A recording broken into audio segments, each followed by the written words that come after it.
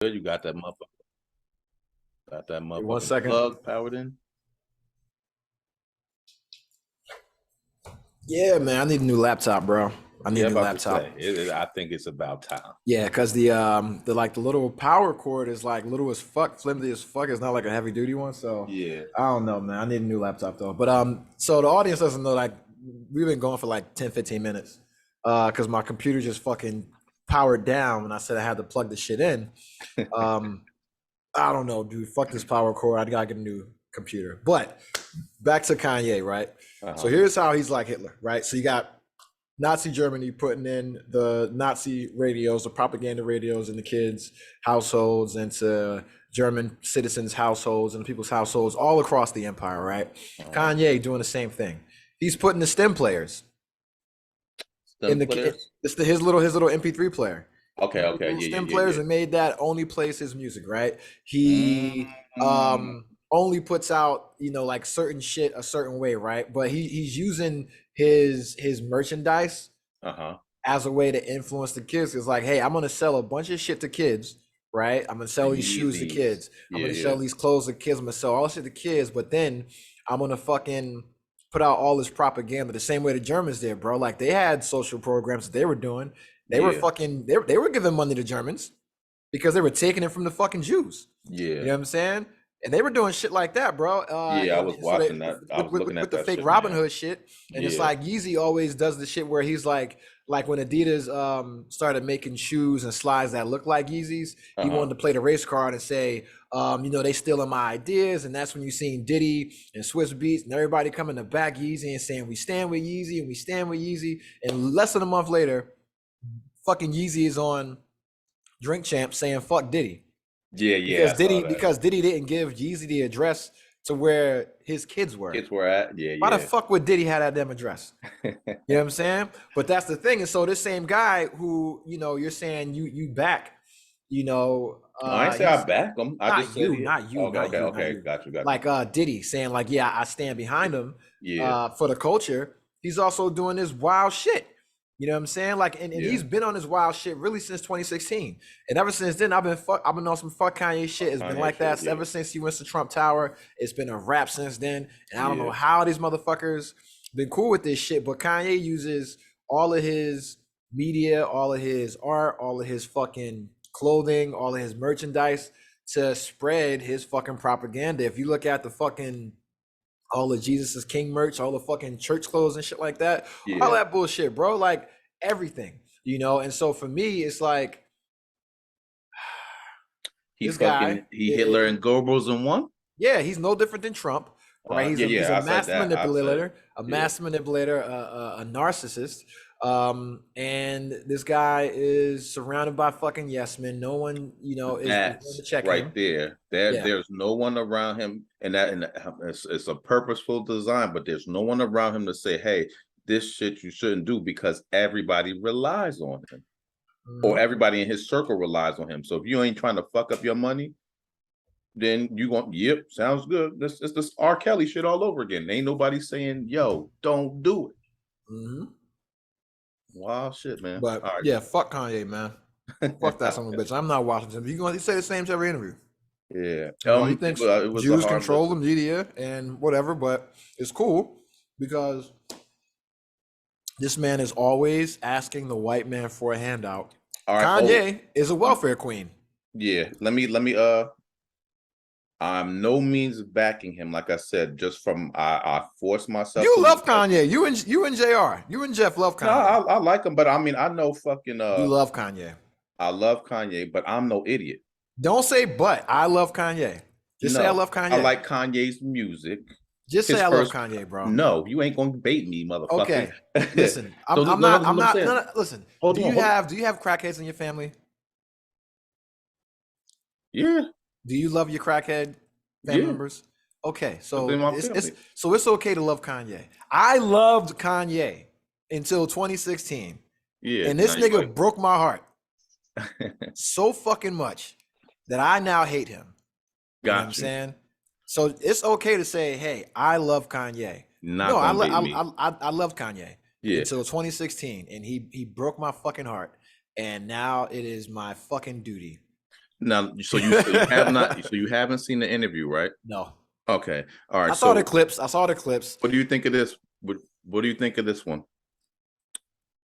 He's fucking, oh my God, he's saying the wildest shit, right? You know how My you know wife's fucking a white man with a 10-inch dick, and you gonna help me, Charlemagne?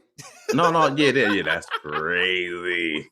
He had That's the rule what over. I'm listening to. Yeah. So during the interview at one point, because this you ever see you ever be talking and be enraged and you saying shit and you saying shit or you saying shit and then something that is of truth slips out. You ever, a matter of fact, with a fucking girl, this, that, and the other, we having the best time. Man, I love you.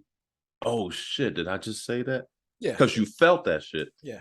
Because it was a real emotion. So I saw one of those instances during the interview. He's on his wild ass, that wild Oh, and they ass. asked him about Kim? No. It had Oh. nothing to do with nothing to do with Kim. It was about the people, Oh, okay. about black people. He a wild ass, same Jewish rant, and then at one point he says, "I'm fucking," and he screams it out at Nori because he's kind of pissed. I'm fucking jealous of them. I'm jealous. I'm jealous that they could go through their shit and then bounce back and become a mogul. Why can't we do that? And then it was like a half a second moment of epiphany. We can, and we are. Yeah, that's what I'm saying. The And we motherfucker's don't. best shit. But no. So that statement that he makes no sense. Why? Say his statement again. What is he trying? What message is he trying to convey? He's jealous of Jews.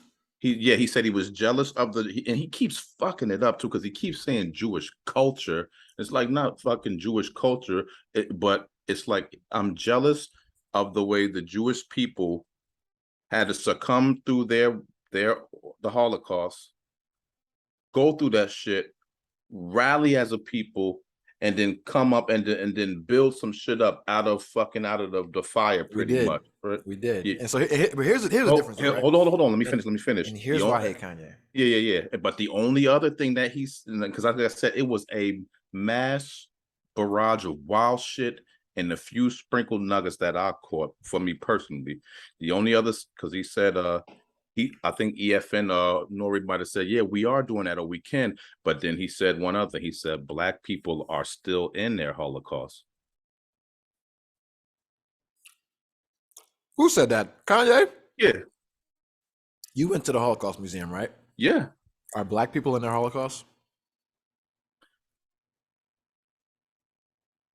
I won't use the Holocaust. Yes or no? Yes or no? No. Okay. We are in a certain area. Are black people in a Holocaust? You went to the museum. Yeah, and I saw what the Holocaust was. So let's look at 1968. Okay, so if it's not a Holocaust, and then it's are we in a Holocaust? It's a couple of steps below. If you look at matter of fact, how about this? Just compare slavery to the Holocaust, right? Which one was worse, the Holocaust or slavery? I'm gonna give you a hint. If I was on Drink Champs, I have to take a shot.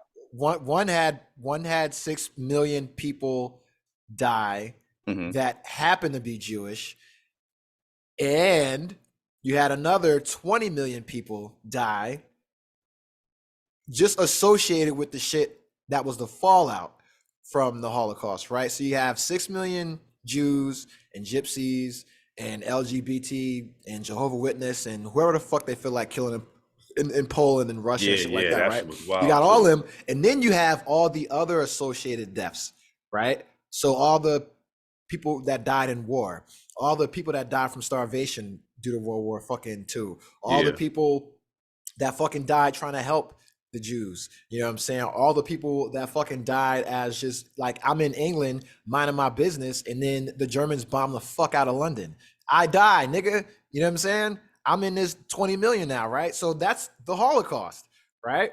Or just say, you know what? How about this? The Holocaust is just the extermination of the Jews, right? Just the complete disenfranchisement, dehumanization, and devaluation of a person into an object that has no value, right? A slave had value. Slaves had insurance. There was no insurance for a Jew. You could walk down the street, shoot a Jew, and no one bat an eye. If you shot a saw slave, you had to that. pay a price. If you killed a someone slave, you had to pay a fucking price or you went to jail.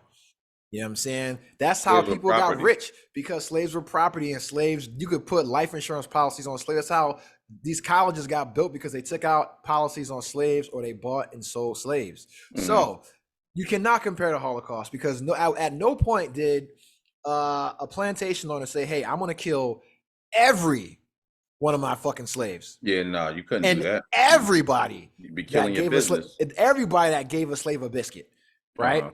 And that's in the entire fucking country. So hey, in New Jersey, we're just gonna throw every black person in a fucking oven. You know what I'm saying? Hey, we're gonna put you all on a train, send you to a camp. All the women and children, we're gonna burn you first. All the men will work you to death, right? Yeah, that was Does that sound worse than slavery? no, I'd rather be a slave than go through that shit. Could you buy your way out of slavery? Could you You could. eventually get free? Could you be emancipated? Could you escape slavery and go to the North and like be in a couple weeks? You know how hard it was to come from Europe to America during the I time of the saw the Holocaust? whatchamacallit, it was a year. That one ship took a fucking year. The dude that went to work for like Bell something or Yeah, something like that. that was if the ships got here. You had ships like like the St. Louis that got turned around, and they went back and Cuba. fucking died. Yeah, You know what I'm yeah, that saying? one. So Yeah, here's the that thing, one. right? So imagine, you know, you being a slave and then you getting free, you going to the North and you working and shit, and then somebody said, ah, a black, and shot you, and they went about their day and nothing happened. Nigga, that you could be in France. Yeah. And nigga could say, I get ah, that. I a get that. Jew, wow, and then go on about his day. So anytime people compare, okay, All right, so you can't. so here's the thing. Zyklon B, the gas, Yeah, yeah, right? yeah. I saw the pellets and shit. What compares to that in slavery? What Mm, compares to having your entire town lined up along the side of a road, and then they shoot you all, and then they get the people from the next town to bury you? What compares to that in slavery? you're having your whole family sitting on the chopping block, and then they Nigga, you fucking upping you alive. off. You alive. I get the. I mean, you can't really compare Okay. one's trauma to the other. I mean, their shit was definitely way worse, but Why compare? I don't want to compare. I'm just So saying.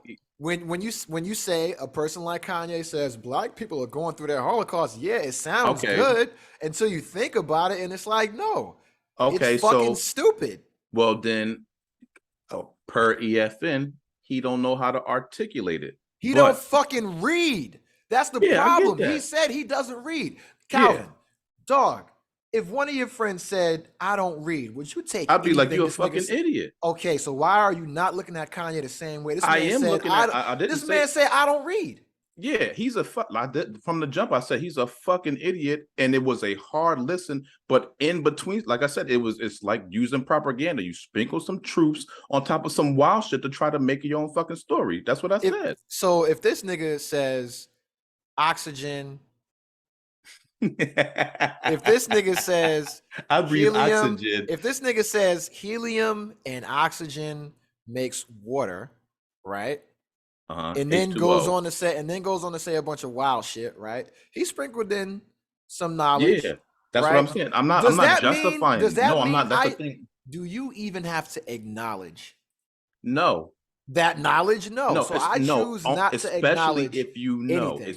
Yeah, You know what I'm if saying? you Yeah, know. because Yeah, he's fucking retarded. And I yeah, and he got in trouble for saying retarded, right? But no, yeah. Kanye West is actually retarded. He probably You know what I'm is. saying? No, I'm saying I'm if you 100% serious. like I look at it as I look at it as like if I look at it for me as a parent, it's almost like know your enemy, almost shit. So as much as I just want to write this motherfucker off, I have I force myself to listen to it to see what the fuck is he actually saying to get a better picture or understanding for myself. Because other than that, I'm being done the same. I'm being programmed out here watching TV and this, that, and the other. So if I don't look at it for myself to form my own opinion, then I just go out amongst these masses and say this, and not knowing who the fuck knows. Other people, I'm just trying to educate myself as much as possible, even if that means listening to somebody that I fucking don't want to listen to. Yeah. That's so I can capture their point of view. So then when I get somebody else randomly coming and saying some wild shit, I can say, well, yeah, I agree with that one, but did you listen to it? Oh no. Well, this is what I gathered from it because I listened to it. I educated myself. That is the only fucking reason. So I'm not looking for click views, and you know how you get older and you start reading more and you start looking at documentaries, old people shit. That's fucking what I'm doing. So This motherfucker Kanye was on Piers Morgan. yeah, I didn't see that one. And What it Piers do though? Morgan, the Piers Morgan interview was good. You should watch that one Okay, I'll watch because that. Piers Morgan is actually challenging him and asking him questions. EFN and Nori like Kanye. So Yeah. because Kanye's culture, they're not going to challenge his bullshit. So they're not going to challenge anything he says. Piers Morgan challenged him, asked him questions. Tucker Carlson challenged him, asked him questions. You know what I'm saying? Candace Owens asked him, like everybody's except the blacks. We're like, oh, that's our boy. So we're just gonna let him say whatever he wants to on our platform, even though it's fucking inaccurate, right? So, and when I say Kanye West is retarded, I'm not being offensive when I say that. The definition of retarded means less advanced in mental, physical, or social development than is usual for one's age. Kanye West is damn near 50 fucking years old. But he got the mind of a fucking teenager. He acts like a fucking child. Yeah. You know what I'm saying? That's what retarded means, right? And so the federal government, right, in 2013, we changed the term to intellectual disability, right? Because of the negative connotations with saying someone's mentally retarded, which in Kanye's case, that's an actual classification. Like if someone has Down syndrome, they're not retarded. You know what I'm saying? That's the difference. And so that's what the issue was, is that people were calling people, you would call somebody with cerebral palsy retarded. They're not retarded. His fucking brain works. It just works in a different way.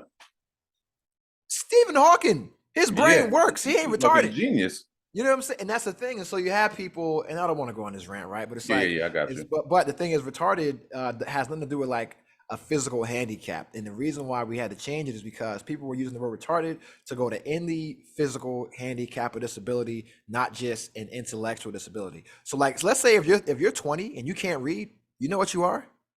What, retarded? Yes, nigga, you're retarded. Per definition. Per definition, yeah. And that's what I'm saying. So when I say Kanye West is retarded, that nigga's retarded. But now, by the new definition, intellectual disability, because now that encompasses mental disabilities, narcissism is a form of retardation? It's a form of mental disability. Narcissism, wow, okay. And he also is bipolar. That's a mental disability. Because that is an intellectual disability as well. This nigga's retarded. Got you. Follow you. Okay. So when I say Kanye's retarded, don't cancel me. Nigga, this is from the book of science. This is from no shit federalregister.gov. The people that define what I do in EEO law, because I work in protecting the rights of people with disabilities. Right, I gotta be versed in that. It's like you gotta know the difference between a midget and a dwarf.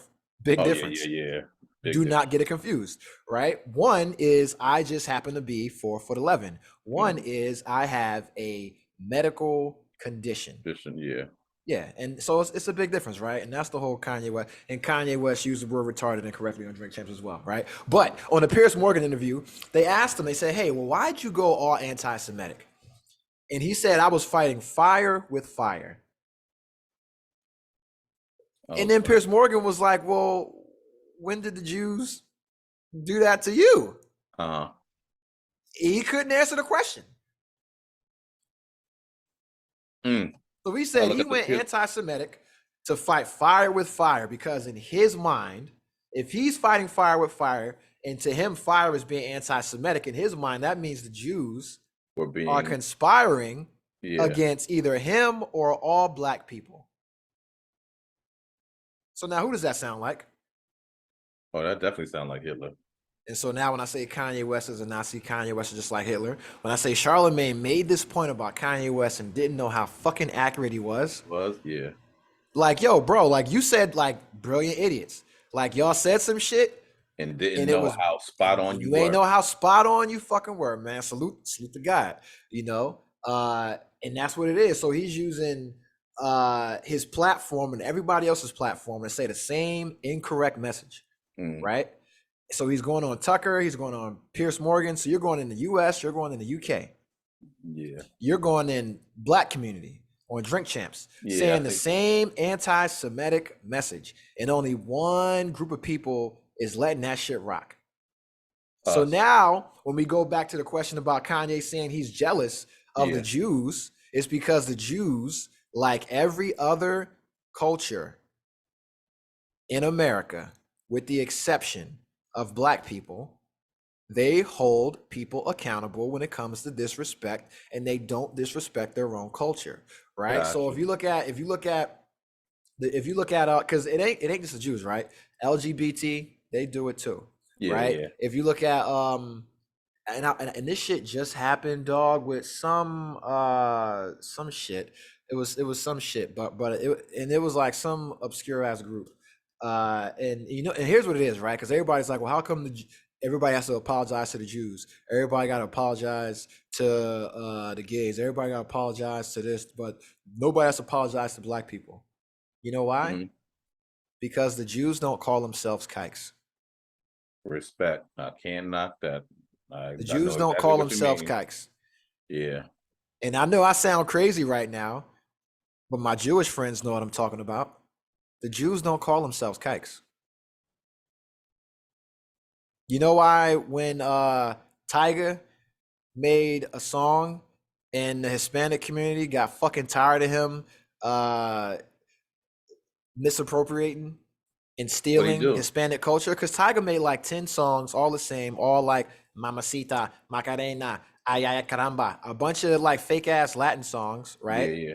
And he been getting paper, but he ain't been getting no Latin producers, getting no Oh shit. no Okay, money, okay. right? And Trade he's appropriation. culturally appropriating, right? Running around in the sombrero, some shit that if a white person did, niggas would be going crazy, right? On his ass, yeah. And so the Mexican community, shout out to Viva la Raza, right? Shout out to the Mexican community. Them niggas checked him. They held him accountable. They about to throw his ass over a bridge, right? Him, Word. him and YG, because YG was doing the same thing, right? Okay. And they weren't giving anything back.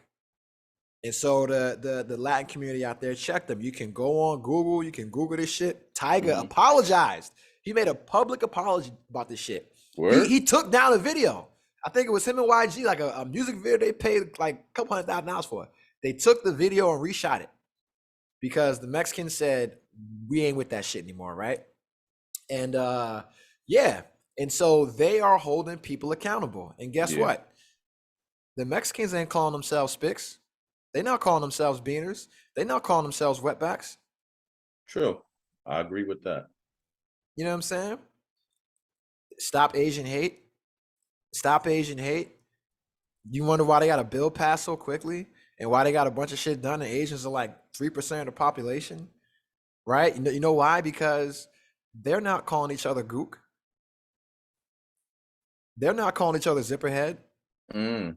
So it's almost like I don't take you serious because you still out here disrespecting yourself. How can you tell me not to disrespect you and you disrespecting yourself? Wonder why they call you bitch. Wonder why they call you bitch. Yeah. You wonder why they call you bitch. And so now, black people, you wonder why they call you bitch. Because you call you bitch. Exactly. Make a song about it. So how can I ever respect you if you don't respect yourself enough to hold your people accountable for your representation of the culture? And that's why, shout out to the guy, rest in peace to the Godfather Kevin Samuels, right? Mhm. He was always talking about how black men and black women, black children, we are stewards of the culture. We are responsible for representing the culture, for controlling, curating the culture, and holding those accountable, right? And our celebrities don't do that. because when we have somebody that steps outside the bounds, they are willing to turn the other cheek and forgive and forget and pray for our brother, as opposed to exo communicating this motherfucker. Cut this motherfucker off. You know what I'm saying? Get rid of this motherfucker. Exile this bitch. Put him on a fucking island. You know what I'm saying? If you don't want to be a part of the culture and operate within our fucking rules that we've agreed upon for what's going to represent us and push us forward, you cannot participate. You get the fuck out. Go live in the woods somewhere. We put a brand on your motherfucking ass. You know what I'm saying? Like Vikings and shit. Like, send your ass out with the fucking wildlings, bro. What the wild things are. That's what I'm saying. That's what I'm saying. So, you know, you're gonna live under the bed with the little monsters or the people under the stairs. Or fucking shout out to my nigga Boone and Nightbreed. Y'all niggas don't know about Nightbreed, yo. But that's the thing. And so you look at all these other cultures and groups, you know, and it's the same reason why women don't get taken seriously, because they call themselves bitch. Oh, the whole yeah, got you. So until they control their own shit and start saying, "Hey, we're not a bitch," they're not getting anywhere. We're still going to shit on them. So as much as I want to say I look at you as my equal, as soon as you say I'm a bad bitch, or I'm in my bad bitch season, or my bad bitch energy, or I'm a city girl, or any kind of dumb shit like that, you just wrote yourself off. Exactly. Follow you. I'm looking at you as a hard ER. Cause I ain't never gonna say I'm in my real nigga energy, my real nigga season, or I'm on my real nigga shit. You know what I'm saying? I don't know. That term itself is pretty fucking stupid. It's been like the title for a bunch of dumb shit. Real nigga shit. Bunch of nigga shit, right? Yeah. And so and that's back to Kanye, right? So I put Kanye in that category, right? Niggas like that. But but in the drink champs, they're not gonna challenge him. Charlemagne the God will challenge him. Joe Budden will challenge him. $1 million worth of game will challenge him. This is Kanye West's third time on Drink Champs. Yeah. The one thing I'll give, EFN tried to. He did it with Kid Gloves. Because he's tired of his shit. Yeah. Nori was too gone. EFN did say, like, yo, he kept telling him, like, you, whatever you trying to say, you are not articulating your message the right way. Like you said, within the first 5 minutes, any other person, if that shit wasn't recorded and I met this motherfucker and he came talk to me the way he started that interview off, get the fuck out of here. I can't mess with you. He threatened Nori to walk out if he was going to cut anything. Yeah, crazy. No one says that to Nori, bro. When you get in this, I don't want to segue. When you're an entitled white man like Kanye West, who's ascending to white womanhood status, right? When you're you can call a manager. Yeah, when you're about to get a fucking Karen haircut and call a man, nah. And I'm just making that joke. And here's the thing, right? I'm saying that, and white people don't like Kanye West. Yeah, white people don't like Kanye West. Black folks don't like Kanye West. White folks don't like Kanye West. Niggas like Kanye West. Racists like Kanye West. Ignorant motherfuckers like Kanye West. Hype beasts like Kanye West. White people don't like Kanye West. Black people don't like Kanye West. All right, you know what I'm saying? And I'm gonna just put it like that. So if we're gonna stamp that one, and if you understand that, you want to. So that's and thank you for bringing up Kanye West, but I don't like this motherfucker. I don't like this nigga. Got you. Yeah, I just like I said, it was a wild weekend for me. So that's crazy. Yeah, and I'm still in the same clothes, bro. You know what I'm saying? So shout out to Howard Homecoming. Shout out to Park at 14th. Yeah, shout out to the dispensaries. Because Park at 14th, they had a big party. So like 3 a.m. Oh, that was the one that you told me to go to, but the shit didn't open till like 11 or something like that, or 2. Well, they're a restaurant first. Okay. So they're a restaurant until 10. So you can go in there and it's like a nice ass restaurant. Damn, I gotta come back. Yeah. It's a nice, bro. I've been in there and Patrick Ewing was in there and like mad Georgetown Hoya niggas and shit. Shit, I was where they didn't even know who the fuck they was. That's how I knew I'm gonna work. You know what I'm saying? I'm like, that's fucking Pat, nigga, Mr. Finger Roll. You know what I'm saying? So Did you say that? Pippin dunked on this nigga. Oh Yeah. man, not the But Pippin dunk. yeah, but Ivy or Park at 14th, right? They do shit and they'll just like buy the drinks for the whole night. So like the brand, the liquor brand will sponsor because it's like the best, like one of the best spots in. It's like ratchet but kind of classy. Yeah, So I can go in there dressed up and not be out of place.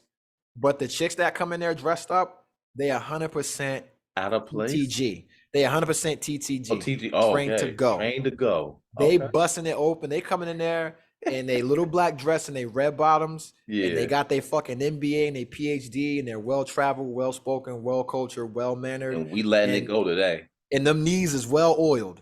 You know what I'm saying? A Them lot of knees is WD-40 on the well calendar. oiled, bro. Yeah, because they Yeah. be getting it in, and that's why I like Park. But they'll do shit and say, okay, Ciroc is sponsoring an event. The brand fucking pays for the bar from 9 to 2 or That's 9 to 1. wild. That's You know what I'm saying? crazy. And they open till 3, and it's like, nigga, I'm not drinking past then.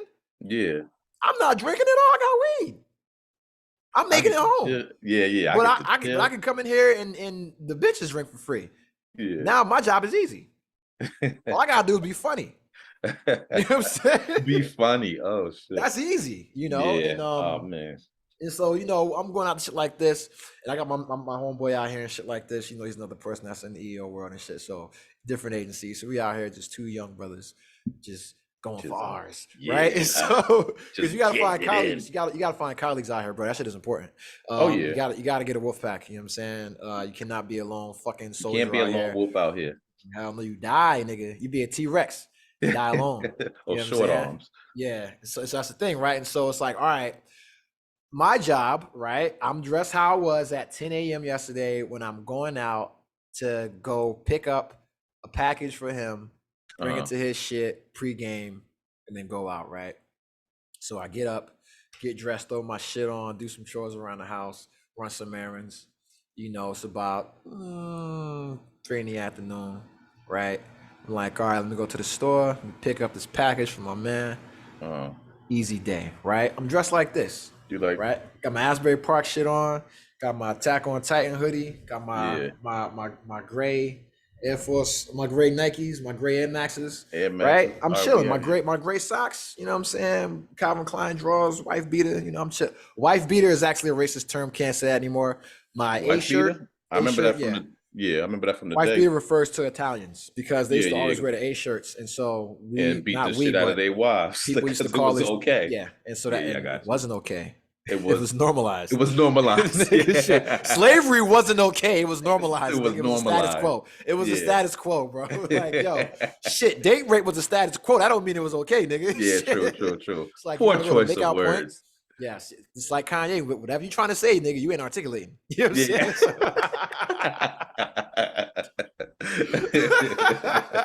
Yo, touche. Yeah, but that's the thing, right? And so, oh my God. So I go to the dispensary, bro.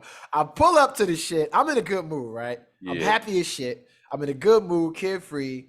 UFC came on early as fuck, bro, because it was over in Abu Dhabi. I saw that, yeah. So UFC came on at 10 a.m., the prelims. The main card started at 2.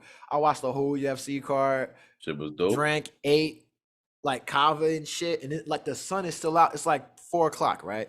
And I go to do my mission, dog. It's like Grand Theft Auto. I go to do my mission. I got one job, nigga. Send the Ravens. You got one job and one job only. So I get to the dispensary. All my chicks is there. Like all my girls is there, right? In the dispensary? Not my girlfriends, like my girls people that work there. Yeah, so we talking, we chopping it up. And they got the sale going on and shit. My homeboy, got upgraded to the sale because he just put an order in. I'm like, yo, coming in for my guy. They like, all right, we're gonna upgrade you to that shit. So we basically triple what he was gonna get. You know what I'm saying? So instead of a quarter, he got a half. You know what I'm saying? Actually, instead of a 3 1/4, instead of a 3.5, you got a half. Instead of an eighth, you got a half. You know what I'm saying? Half ounce, right? So it's like, all right, that's a lot, right? And so that's a lot. And so we're in there chilling, chopping up, just talking about dumb shit. And some little young ladies walk in, right? It's our homecoming. It's homecoming. I'm around all black people, all young black women, right? Some young ladies walk in, one of them happens to not be black. She happens to be Asian. Okay.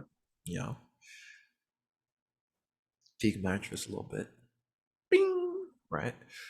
She looks at my hoodie, right? It's a regular Oh hoodie, man.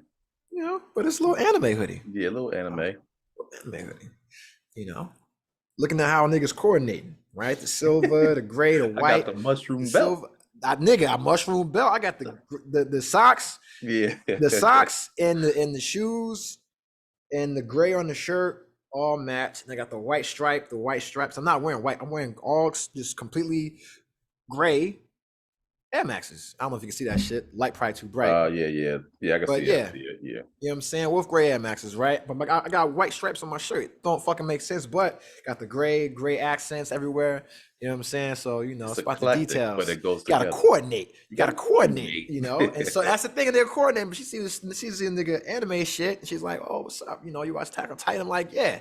We start talking about that shit, and then like my girls behind the counter, they watching this shit unfold.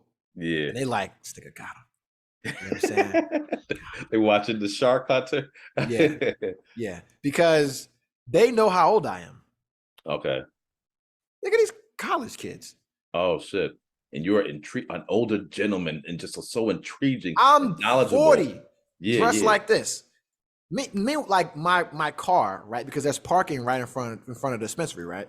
So you pull up. The dispensary is literally 15 feet from the curb, right? So if you've been to my house, if you walk in the front door door to the dispensary is where like the little table is, or my modem is in the living room.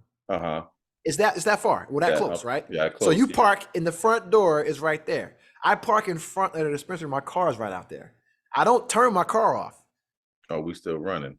So I'm still bumping, and shout out to you motherfuckers out there.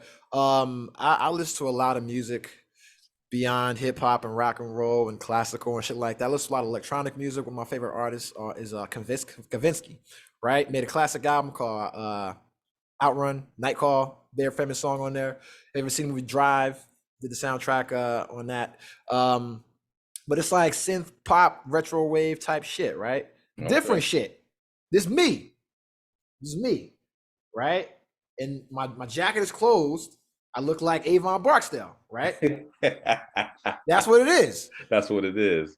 Look like Avon, like a bitch called me that. She was like with the bald head, and when I have my shit like 5 o'clock shadow, she's like, you look me Avon Barksdale, because I always wear the tracksuits or I always wear sweatsuits. Like I'm always like, if I'm not dressed up on some Stringer Bell shit, like I'm always just dressed like this. Yeah. And so it's like, all right, the nigga got the BMW outside playing some like 80s retro wave synth shit, but it's the new anime shit. T-shirt on. It's a hoodie. Relax. It's a hoodie. You know what I'm saying? Okay, I see them. It's got an anime fucking picture on it. Yeah, but it's Attack on Titan. If you ever watch anime, Attack on Titan is the hardest shit ever. But if you don't watch anime, if you ever watch anime, the only one you should start with Attack on Titan. Attack on Titan. Okay. Fire. If you like history, fire. And everything we're talking about, fire. If you like World War II, fire. And this shit got nothing to do with World War II, but it's fire. And if Attack on Titan, fire. I'm gonna say that. Shout out to A. LeBron. Fire. You know what I'm saying? So that's the thing, right? But and we start talking about that, and we talking about weed, and then then my girls tell a story about me getting jacked by the police. Yeah. You know what I'm saying? And like every time he comes in here, it's always we got the special running. You know what I'm saying? So when he got jacked by the police, he came in here and doubled up. And then he came in here, this man put an order in for an eighth, and he doubled him up to a fucking half. Okay, dope. You know what I'm saying? Like perfect timing. I'm just like, hey, just being modest, but just being a funny old guy making dad jokes and shit, right? Never not being an old wash nigga. Okay. You know what I'm saying? But I'm just out here chilling, right? That because it's a different culture in the weed culture, bro. Word? Age goes out the window.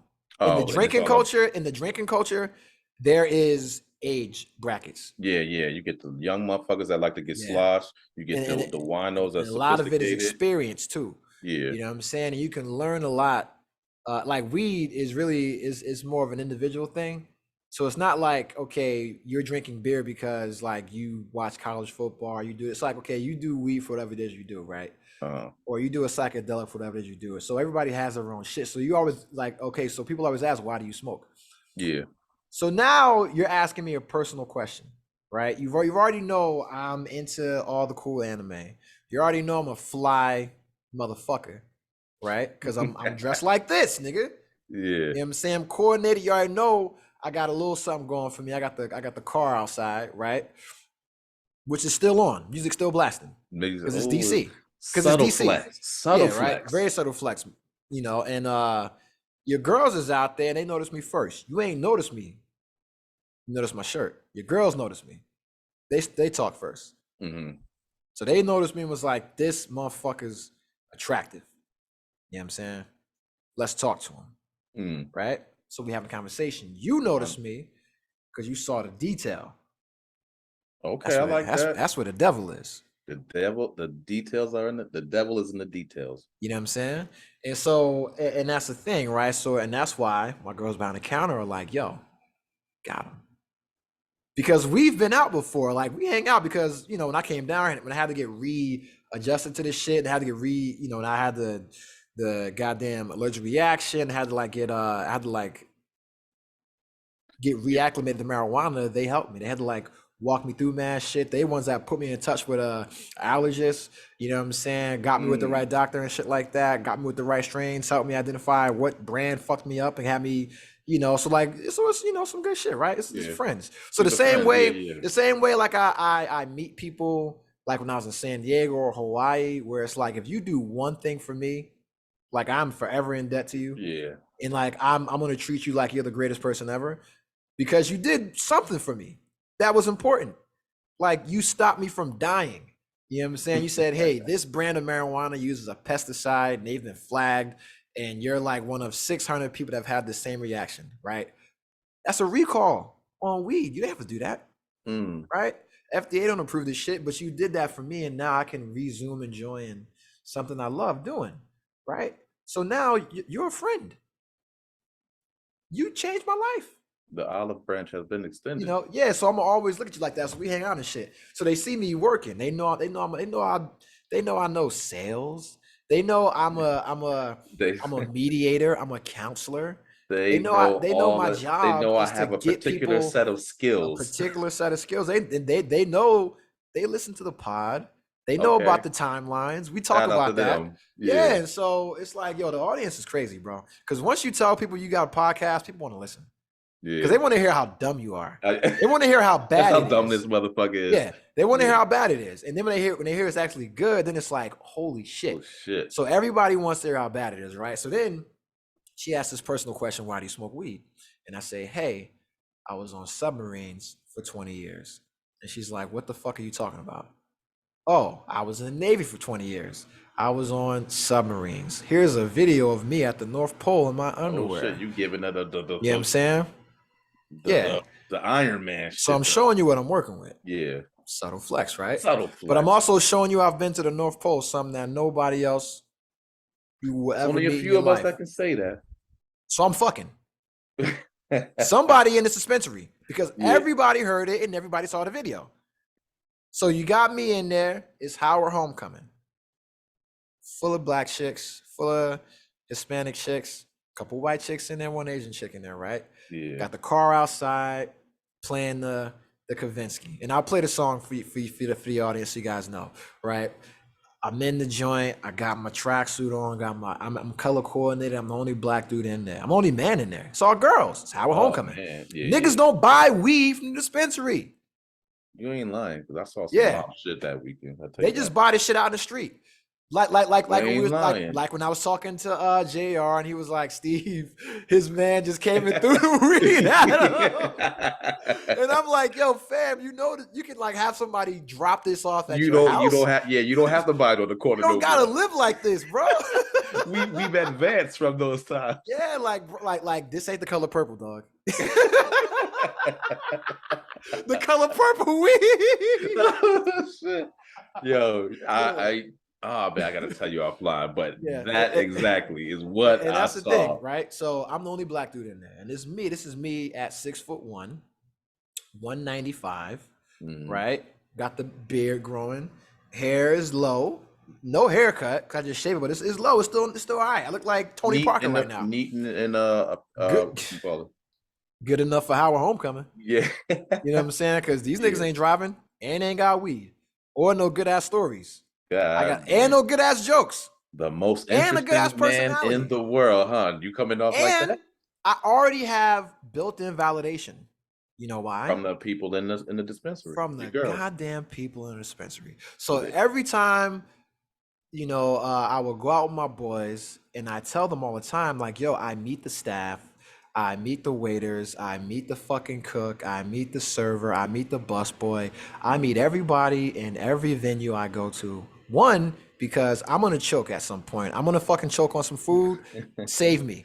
save me. Save me. All I need right. you to have enough built-in Compassion. relationship, compassion. Yeah. Yeah, Oh, I know him. I'll save him. I gotta have made you laugh, giving you a good tip, like bought you a drink or something like that. So when you see me choking on that fucking big ass piece of fucking sushi, you come get that shit out my throat, bro. Hit me with the Heimlich. Exactly. You know what I'm saying? So save me, brother. But then two, it's the validation. Because when I come there with my date and we're on a first name basis, we have an instant rapport. I now have validation. So what does that do for my first date when I bring out to the restaurant and they know who I am and Oh, we're you on a Henry cool Hill relationship? in Goodfellas. I'm Henry Hill and Goodfellas. There You you know what I'm go. saying? And he was a good husband. So I didn't say he was a great husband. I said he was a good husband. And I didn't say he was a faithful husband. I said he was a good husband. He was a And good so husband. shout out to all the good husbands. A lot of y'all niggas was good, but y'all wasn't faithful. You know Yeah. what I'm saying? So do you want a good man? Do you want a faithful man? Because you ain't getting both. You can't You know what get I'm both. saying? So and I got all this built-in validation, right? It's like when I would meet girls at like a club or something like that or a bar or whatever, I would always involve my built-in friends in the venue in the conversations, right? Okay. Yeah. And They could that man, that is that is young yeah. motherfuckers. So Y'all they're better be already listening. so they're vouching for me now. Yeah, yeah. So this You don't have person, to sell yourself. They yeah, selling you. they're selling for me. They're vouching for me now because they know me on a personal level. So no matter what, right? They know me. Yeah. So now I'm not a stranger because now you know somebody else who knows me. Well, so this one night can happen. Oh my Yes, it God. can and it will. It always does. Right. And so, I'm like, all right, cool. I'm gonna go outside and chill, right? But I know what I'm doing, right? I'm Yeah, gonna you go go. outside because when you go, when you go to You hit the them with a little dispensaries, flavor. You let it linger on their tongue a little bit, and you just yeah, post up. you You gonna always come leave to them wanting me. more. Always want more. But Yes. dispensary, right? When you leave a review or if you follow them on social media or if you're a cool guy like me who always posts a review every time you go, they give you free pre-rolls, right? And this is like every dispensary in DC. If you leave a review They give you free on pre-roll. Google or Yelp or their website, they give you a free pre-roll. This is like 99% of the dispensaries here. Some of them give Wow. you more than that, right? Okay.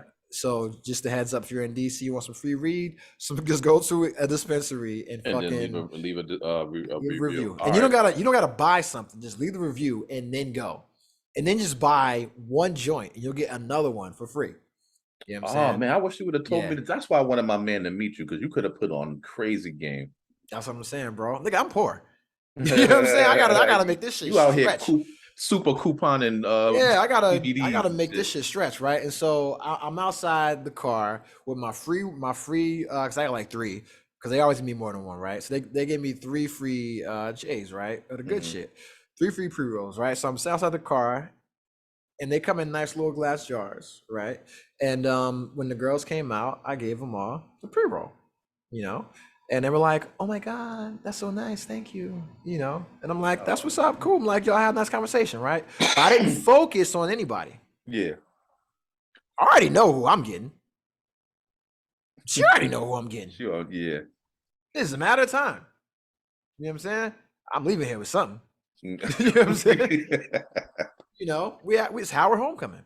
And it's right now it's like 4:30, 5 o'clock, right? Still mad early, right? So I'm like, all right, bet. Still gotta meet my man. Still gotta go to pregame, still gotta go to the club and shit. So they like, yo, hey, where are you going? You know what I'm saying? They took the bus. Dang. because the bus route goes along Georgia Avenue. Okay, got You you. know what I'm saying? So I could take the bus from my house to my dispensary. You know what I'm saying? I've done that before. You know, it's a good ride. You just can't smoke on the bus. You know, but they sell like THC drinks, and you can drink that on the bus, and it's way better. You know what I'm saying? Okay. So you can buy like weed lemonade. That shit is fire, dog. And so they're like, yo, they're going my way because they're going back towards U of M, not Howard. So they're black girls and an Asian girl that go to U of M, but they came down from College Park to go to Howard Homecoming in DC and do that kind of shit. Yeah. I'm on the way, so I'm like, yo, I get y'all right. I ain't doing shit. You know what I'm saying? And now y'all On my already Lawrence got shit. validation from the people in the dispensary, so I'm not a creep. I'm not a safe to stranger. get in the car with me. Yeah. Niggas giving me free weed. We having conversations before y'all get in. You know, they already know a little bit about me. You know what I'm saying? Shit like that. I just showed you a video from YouTube. So you just saw my YouTube channel. So you know there's something more. Mhm. Now it's like, oh shit, you know I did 20 years in the military. You saw my government ID because they just gave me a discount on my fucking product. Nice, You know what I'm saying? nice. Oh, you saw my car out there, right? And then all coming together. you see a child seat in the back in a sweater. He's a and then they say, are you a teacher? They're like, you're a dad? Are you a teacher? I get asked that all the time. Where you like, I bitches call me a sexy teacher. You know what I'm saying? Put them in detention. You know what I'm saying? And so that's the thing, right? And so I get called that all the time, either a teacher or a librarian. You know, and I'm like, no, I'm a librarian. Haven't even told them what I did yet, right? And so, and this is all about when it comes to like, you know, I said last part, like knowing your value, knowing your worth, knowing where you measure, all this shit. It all links, right? If you know you can sell you, bro. You can sell you, yeah. You can sell you. And sometimes you got to do an elevator pitch. Sometimes you got to do a slow sell, right? This was a slow sell because I was in there for 30 minutes talking to these people. Yeah. I just met them. This is an easy one though. You can enjoy this. You actually I'm literally smoking I'm smoking a vape pen in the dispensary. Like we're all smoking weed. Yeah. You know what I'm saying? And then we go outside and we're smoking weed. You know what I'm saying? We're just chilling. There's no pressure at all. Because at no point did I ask you for anything. You know what I'm saying? Nope. You invited yourself into my circle because I had on a shirt that you liked. Your friends liked my sweatsuit and my sneakers. You know what I'm saying? But they got attracted to the circle that I created with my friends. My sphere. My sphere of influence. And that's why people got to understand their spheres of influence. This is why Kanye is very dangerous. He has a very large sphere of influence, and he's using it to spread a message that we all have seen lead to the murder of over 26 million people, right? That's why it's bad. Fuck Kanye always. And so they see the child sheet, they see the sweater, and they're like, oh, you're a teacher? And I'm like, no. But I get called that. And they're like, oh, you're a parent? Yes. I have a daughter. She's 2. Put the child seat in the back. They get in the back. This leather feel nice. My leather's so soft. This looks like a football. Do you play football? No. No. I'm like, I did 20 years in the military. You know, that's why I was at the North Pole. I did a bunch of blah, blah, blah, blah, blah, blah, blah. Now, I used to work at the Holocaust Museum in DC. I kind of dress like a 40-year-old dude because I'm a 40-year-old dude. Yeah. You know, and now I'm an equal employment opportunity specialist, like a civil rights counselor. And that's what they do. That's what they're going to school for. And they're like, oh man, like, oh my God. Ain't the jackpot. And this is why I say when I say a Renaissance man, you know, because Kang is still here, baby. I'm still destroying timelines. But I'm just going to be a little bit more refined about it because you got to understand your spheres. Gentleman. Yeah, and you got to understand your spheres of influence. You got to understand your power. Sometimes you got to remind yourself, just because I'm shooting out in a different gym, don't mean that I can't shoot in that gym. Yeah. Don't mean I don't belong there. Don't mean I don't belong in that gym. My stats. You know what I'm saying? My stats speak for themselves. There you go. My record speaks for itself. And I look at this shit and it's like, yo, you know, because bro, you know, and it was a wild weekend, and so long story short, I text you at like 4 in the morning or something like that. Mm-hmm. 4 in the morning because I was just getting out of park. Because what happened was is that I gave him a ride back to the crib, right? Because I was like, hey, I want to drop my stuff off first. I didn't want to go onto campus with the shit Yeah. in Maryland because I already learned my lesson about riding around with weed, right? So I'm not trying to get, bro, 40-year-old me, 40-year-old me with Uh-huh. 3 college 3 girls college girls. in the car. 3 college girls who aren't seniors in the car, old enough to buy weed and alcohol, not ready to graduate. You know what I'm saying? Not So, right. so in my car, in my BMW, with almost an ounce of marijuana and other shit, that would be crazy, bro. I'm going to jail. So I'm Yeah. like, I'm gonna put my shit like, oh well, can we go up and use the bathroom? I know what that means. We want to get comfortable. We want to You see wanna, what you're you living wanna, with. yeah, We want to see. exactly, We want to see what you're exactly. living like. You've been to where I live. I live in a Mhm. very old building.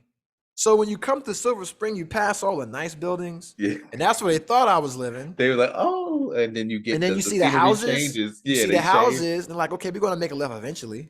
Yeah. And then we do make a left, but it's into the projects, right?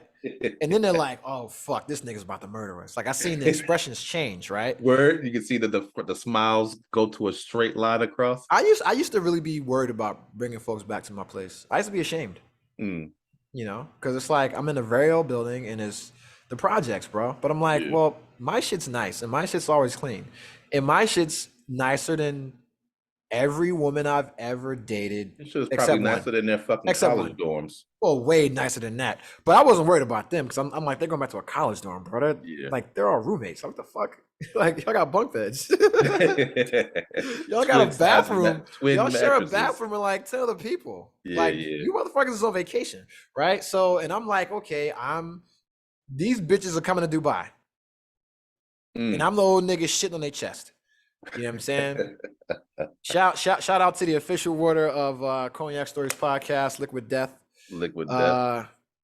The official water. This is water. This is water. WATER. This is water, carbonated, or not carbonated water, but a sparkling water, naturally flavored sparkling water. They have a very, very great story and business model. Liquid Death. Check it out. Very I'll have to look it up. interesting.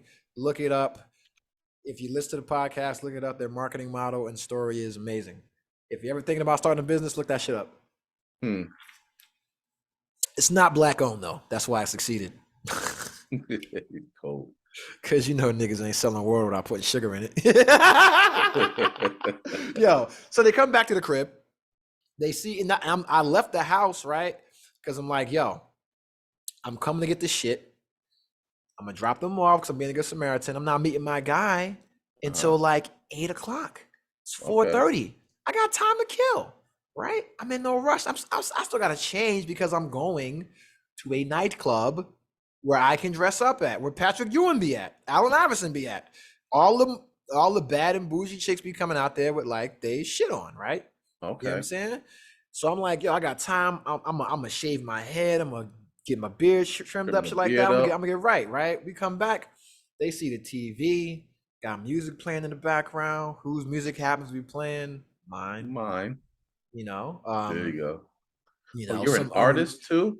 Oh Damn, my is God. this a You're an fucking artist too? Just happens to be a song that I released like on the 20th that I just put a video out for, right? I'm not in the video, it's just a visualizer. But I put the video out for her, right? And she's like, "Oh my God, do you have any other music?"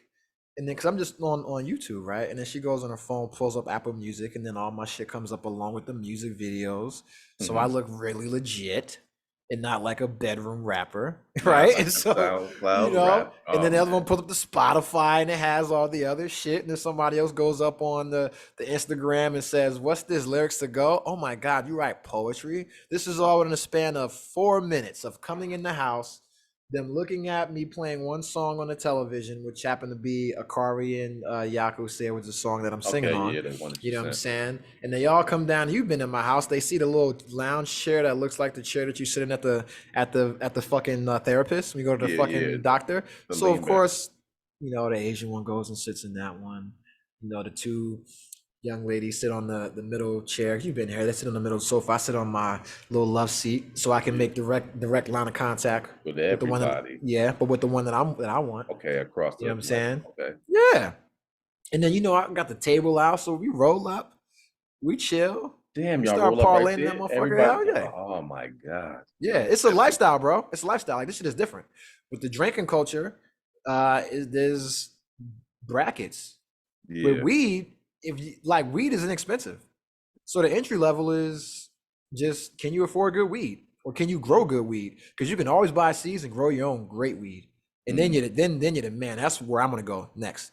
Once I get like a bigger place with an extra bedroom, grow my own shit. I'm Have not your little buying anymore. garden. Because you can grow your own shit here as well. So it's like you can grow your own shit and gift your own weed.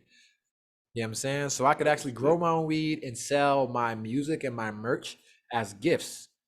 And I'm giving away weed. So that's a little something that we got on the works as well, right? So they come back to the crib and they see all this other shit. So they already learned that I'm into like all the cool anime. I'm attractive. I got the built-in validation, got the nice car, got the good dad jokes, got the funny stories, very self-deprecating. Been to the North Pole. You see what my body looked like because I was at the North Pole in my fucking Calvin Klein underwear, right? So I don't take myself too seriously, but I'm a serious individual because of what I do. Okay. It's only a 15-minute ride from my house to the dispensary, right? So in that 15-minute time frame, I'm just asking questions about them. What do you do? How did you meet? Yeah. What are you guys doing? Why'd you take the bus down here instead of an Uber? You know what I'm saying? Like just crazy shit. Just like you guys aren't worried about being in a car right now with a 40-year-old dude with a child seat in the trunk? No, okay, just checking, because you gotta check. Yeah, as long as y'all feeling comfortable. Yeah, and I'm just like, what y'all want to listen to? And they picking the music and shit, just letting them be comfortable. Them vibe out. Letting them vibe out, be comfortable, letting them hit the vape pen and shit in the car. You know what I'm saying? They just sitting in the leather. Leather's so soft. They just sitting in the leather. You know what I'm saying? The one that I want is in the front seat. Okay. Everything's very specific. Yeah. You know what I'm saying? It's a triangulation, baby. It's like navigating. And so, we back at the crib, everybody parlaying, we smoking, we drinking. Nigga, can I tell you what you need to do for your lady? Make her a hot toddy. Hot toddy? Go get us some warm apple cider. Spike it with a little bit of dark liquor. Just get a little pan, little saucepan. Yeah. You know what I'm saying? Put the hot apple cider, put the cider in there, heat it up. It's like you would tea. Get it nice and hot, like you would tea. Boiling, like you would tea. Put it in the cup, like you would tea. And then, like you would tea with milk, just put alcohol in that bitch. You know what I'm saying? Let it sip on it. And sip on that shit, bro. And I'm telling you right now, bro. Whatever you want to do. Whatever you want to do. Whatever you want. That's an aphrodisiac, my nigga. Hot toddy. Okay. Shout out to Santa Claus, bro. That's not what a hot toddy is. A hot toddy is just like a hot brandy drink. Yeah. But I always call it a hot toddy because it's just funny. But I don't know what the fuck they call it. It's just warm apple cider. It's just spiked apple cider, bro. Yeah, my man, he actually makes his own, he said. Apple cider is the truth, bro. It's so fucking good. But yeah, you warm that shit up just like tea, and you put a little vodka in it, or you put a little Uncle Nearest. Shout out to Uncle Nearest, right? Shout out to Uncle Nearest. And they're like, oh my God, what's that? Oh, it's just a black-owned whiskey by the guy that taught Jack Daniels how There's a story behind everything. Everything, right? And so now all you're doing is fucking learning from this old dude. That's all you're doing. You're learning about him, you're learning about life, and you're learning about yourself. Because as I'm asking these girls questions, I'm like, well, what are you going to school for? Okay, what do you want to use that degree for? Okay, that's the one. Do you see yourself doing that for 20 years? If so, what do you actually want to do? What's your passion? Can your degree get you to your passion? Yeah. Shit like that. Do you need a degree to pursue your passion? Get your passion. Could you pursue your passion right now? Right? Just shit like that. I hope you're writing this shit down. I hope whoever's listening is writing this down. Asking shit like, yo, so what makes you happy? Because this is a question I asked in the dispensary. I'm like, yo, so what's something simple that makes you happy? And I said, hey, coming into this dispensary every time they got a special. Getting a Makes text me message happy. on my phone saying, hey, for 4 hours, you can come in and get an ounce of marijuana for $100. Nigga, that is unheard of. Oh shit. That is about $250 less than what an ounce costs, right? And Damn. so I don't know shit about that. yeah, that's way cheap, bro. But it's like quality, it's good shit. The shit that is, but it's just a special happy hour, right? Yeah. And they do a happy hour special. And it changes every day and it's different stuff. And so it's like, all right, yo, it's just like you're just learning, you're learning. And it's like you're being asked questions to broaden your horizons. Shout out to Dr. Flanagan, expanding your horizons, right? Expand your And I'm just horizons. doing this the entire time. It's a very slow sell. A methodical And I'm sell. just making you comfortable. Because all I'm doing is asking you about you so I can know what to do to make you feel at home, to make you comfortable. Yeah. I'm just setting the web. That's it. And it's not like no weird shit. It's women do the same thing. You know what I'm saying? Because a woman will ask you what you like and cater to your ego and stroke your ego and compliment you and touch your arm and do everything in the world and treat you like the nicest motherfucker in the world until they're done with you. Yeah. You know what I'm saying? And then it's a wrap. Then they cold as ice. They cold as ice. Women invented ghosting, not men. Women invented ghosting. Women invented ghosting, not men. Because men will just be like, I don't want to fuck with you no more. You know what I'm saying? True. Women got the emotional shit where it's like, I can't face this person, so I'm just gonna answer. Oh my god, I'm gonna not answer his calls, not acknowledge his texts. The silent treatment. That's ghosting. We love the silent treatment. But I love, we don't want to talk to you anyway. Yeah, that works for me. That's a joke. That's a joke. Women, we love your opinion, especially the ones that we're married to and engaged to and in relationships with. But it is a special tactic that works in our favor. So if you use it, it doesn't work for you. Yo, and so we're back at the crib, and this is like Insecure when my man went to get the alcohol, because I'm not a guy that's into threesomes. I've never been a guy that's been into foursomes. Okay, wild shit. However, I didn't send you this, but I sent a picture in my group chat on Instant Messenger and Instagram. Shout out to the fellas. Niggas roasted me. But what was it? I'm gonna show it on the camera, nigga. Shout out to 1080p. Yeah. Hold on. Because it's funny, because when I send shit in the group chat, you know, I just send dumb shit. Hold on. The jokes start flying. Oh yeah. Oh shit. I fucking, cause I didn't. Did I save the picture? Yeah, no, I didn't save the picture. Yeah, so I can show you. I should be able to show you what the shit says. Hold on. What the fuck? That's blurry as fuck. It ain't. Yeah, my bad. Fuck, I sent the photo of a gas station dick pill that I bought.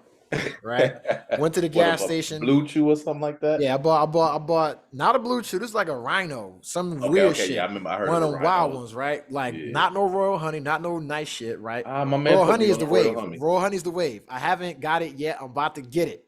All right. Shout out to my man Linton Morgan. He swears by those motherfuckers. But yo, so I get this gas station dick pill. I send it in to the group chat. I write, nigga had to call in a kill streak. You know what I'm saying? And I'm gonna tell you why, bro. Because I'm 40, nigga. You know what I'm saying? And I get tired. I have a very stressful life, nigga. I work out. I do all type of shit. My T level gets low. The testosterone level. So sometimes you need a little booster, right? A performance enhancing drug. You know what I'm saying? A nigga use PEDs. My boy J Hood said, stop being cheap and fucking with them bodega pills. Because I got some bodega dick pills. I got both, niggas. This is like a gas station or a 7-Eleven. Yeah. You know what I'm saying? And get you some Blue Chew. And then I said I ordered some this week, but this was an emergency care package. You know what I'm saying? A nigga used DoorDash for dick pills. But yeah, man, like, yo, so, and that's the conversation, bro. I used that shit on Friday for a different timeline. Yeah. It works. It worked. Word? It still works Saturday. It still works Saturday. That potent. It still works Saturday like it was Friday. I still had the wrapper, right? I look at the wrapper. The wrapper says this shit lasts for like 10 days. Word? God damn. Yeah. It's like, don't take more than one in a 60-hour period. Okay. I might have should have read that. I only took one. Pill big as fuck. I can't swallow pills. Pill was the size of this joint, dog. You know what I'm saying? The size of this horse pill then. Yeah, this shit, dog, like a I thought I was gonna die. You know what I'm saying? I'm like gagging that shit. Gawk 3000, bro. But yeah, I'm deep throating the fucking dick pill. You know what I'm saying? So, and so the shit worked the next day, and I'm like, yo, hold up. Have I been Rhino joints, huh? Well, no. So, because that's the I go say that's the knockoff shit. So like the Hims and the Blue Chew, that shit is legit. Okay. It's just like Cialis and Viagra. That's legit. Be doing commercials in all my YouTube shit, my Big Josh shit, some other all advertising. Because I've used Blue Chew before. That shit works. That works. You know what I'm saying? But it's a cheat code. I used it when I was younger. You know what I'm saying? And it was just it was out of hand. It was I couldn't deal with it. It was too much. Yeah. But now, just right. Just right. It works. Just Dirty right. little pig. it brings the T levels just to the right peak. Yeah, because I'm not like walking around with just a random boner. Yeah. And I never had a problem getting a boner. I didn't have a problem.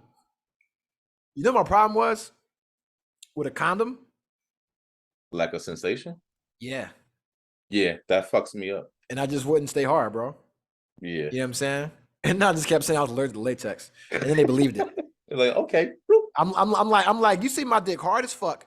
As soon as you put a rubber on it, it shrinks up. You take the rubber off, it gets hard again. You put it in your mouth, it gets hard. You put it in a condom, it gets soft. Nigga, that's an allergic reaction.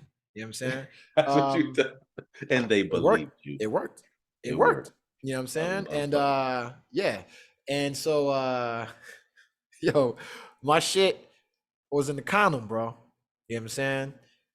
And I was impressed. I was impressed this weekend. I was impressed with myself because one of the reasons why I'm not into threesomes is because I'm like, I'm self-conscious. I'm I'm not gonna last enough. Okay, I got you. When I was like 20 and I had no chance of getting it, I could go for hours. Yeah. Fuck yeah, bring them on. When I'm 30, nigga, I'd rather just focus my energy. When I'm 30, it's like I'm still Jordan, but I'm hitting that fadeaway. You know what I'm saying? I'm not dunking from the free throw. I'm not banging in the paint. And now I'm 40, and I'm still Jordan, and I'll give you 22 points on the Wizards. Them setup threes. Yeah. Them but Steve we Kerr need to threes. run this offense. You know what I'm saying? Like, don't expect me to take somebody off the dribble. Don't call it ISO. You know what I'm saying? Like, nigga, run a triangle offense as designed. You know what I'm saying? Like, set the screens. It works if we play together as a team. Exactly. Niggas looking like Princeton and shit out there, bro. Yeah. And so I can still with the shots. You know what I'm saying? But it was like I didn't have that spring. I had that pep in my step, bro. You know, I couldn't. Yeah, I just didn't have that pep in my step when it came to because lack of sensation with a condom, bro. But the care package came through, huh? Came through, bro. And that shit. And this was day 2. You know what I'm saying? So I'm like, yo, goddamn. Imagine. And now I'm just like, and that's one of the reasons why I didn't like messing with younger women, bro, because they just had too much for me. I remember my man, shout out to my man Will. He said energy, the same thing. He said the same thing. This was way back in the day when I think because you got to satisfy him, bro. Yeah, he was not the other way around. When I think Viagra was first popping off, and he had went through his little divorce and all that, but he was down here messing with the college joints, and he said, "Meach, you gotta take these because everybody's taking these, so you gotta bone these college girls right. Like other than that, this is nigga sound like Groove from fucking House Party. He was like, this shit right here, this shit get your shit hard." Word up, he said, yo, you gotta take these because they catching it like this. Anything less than is uncivilized, pretty much. My nigga, this shit is cheating, dog.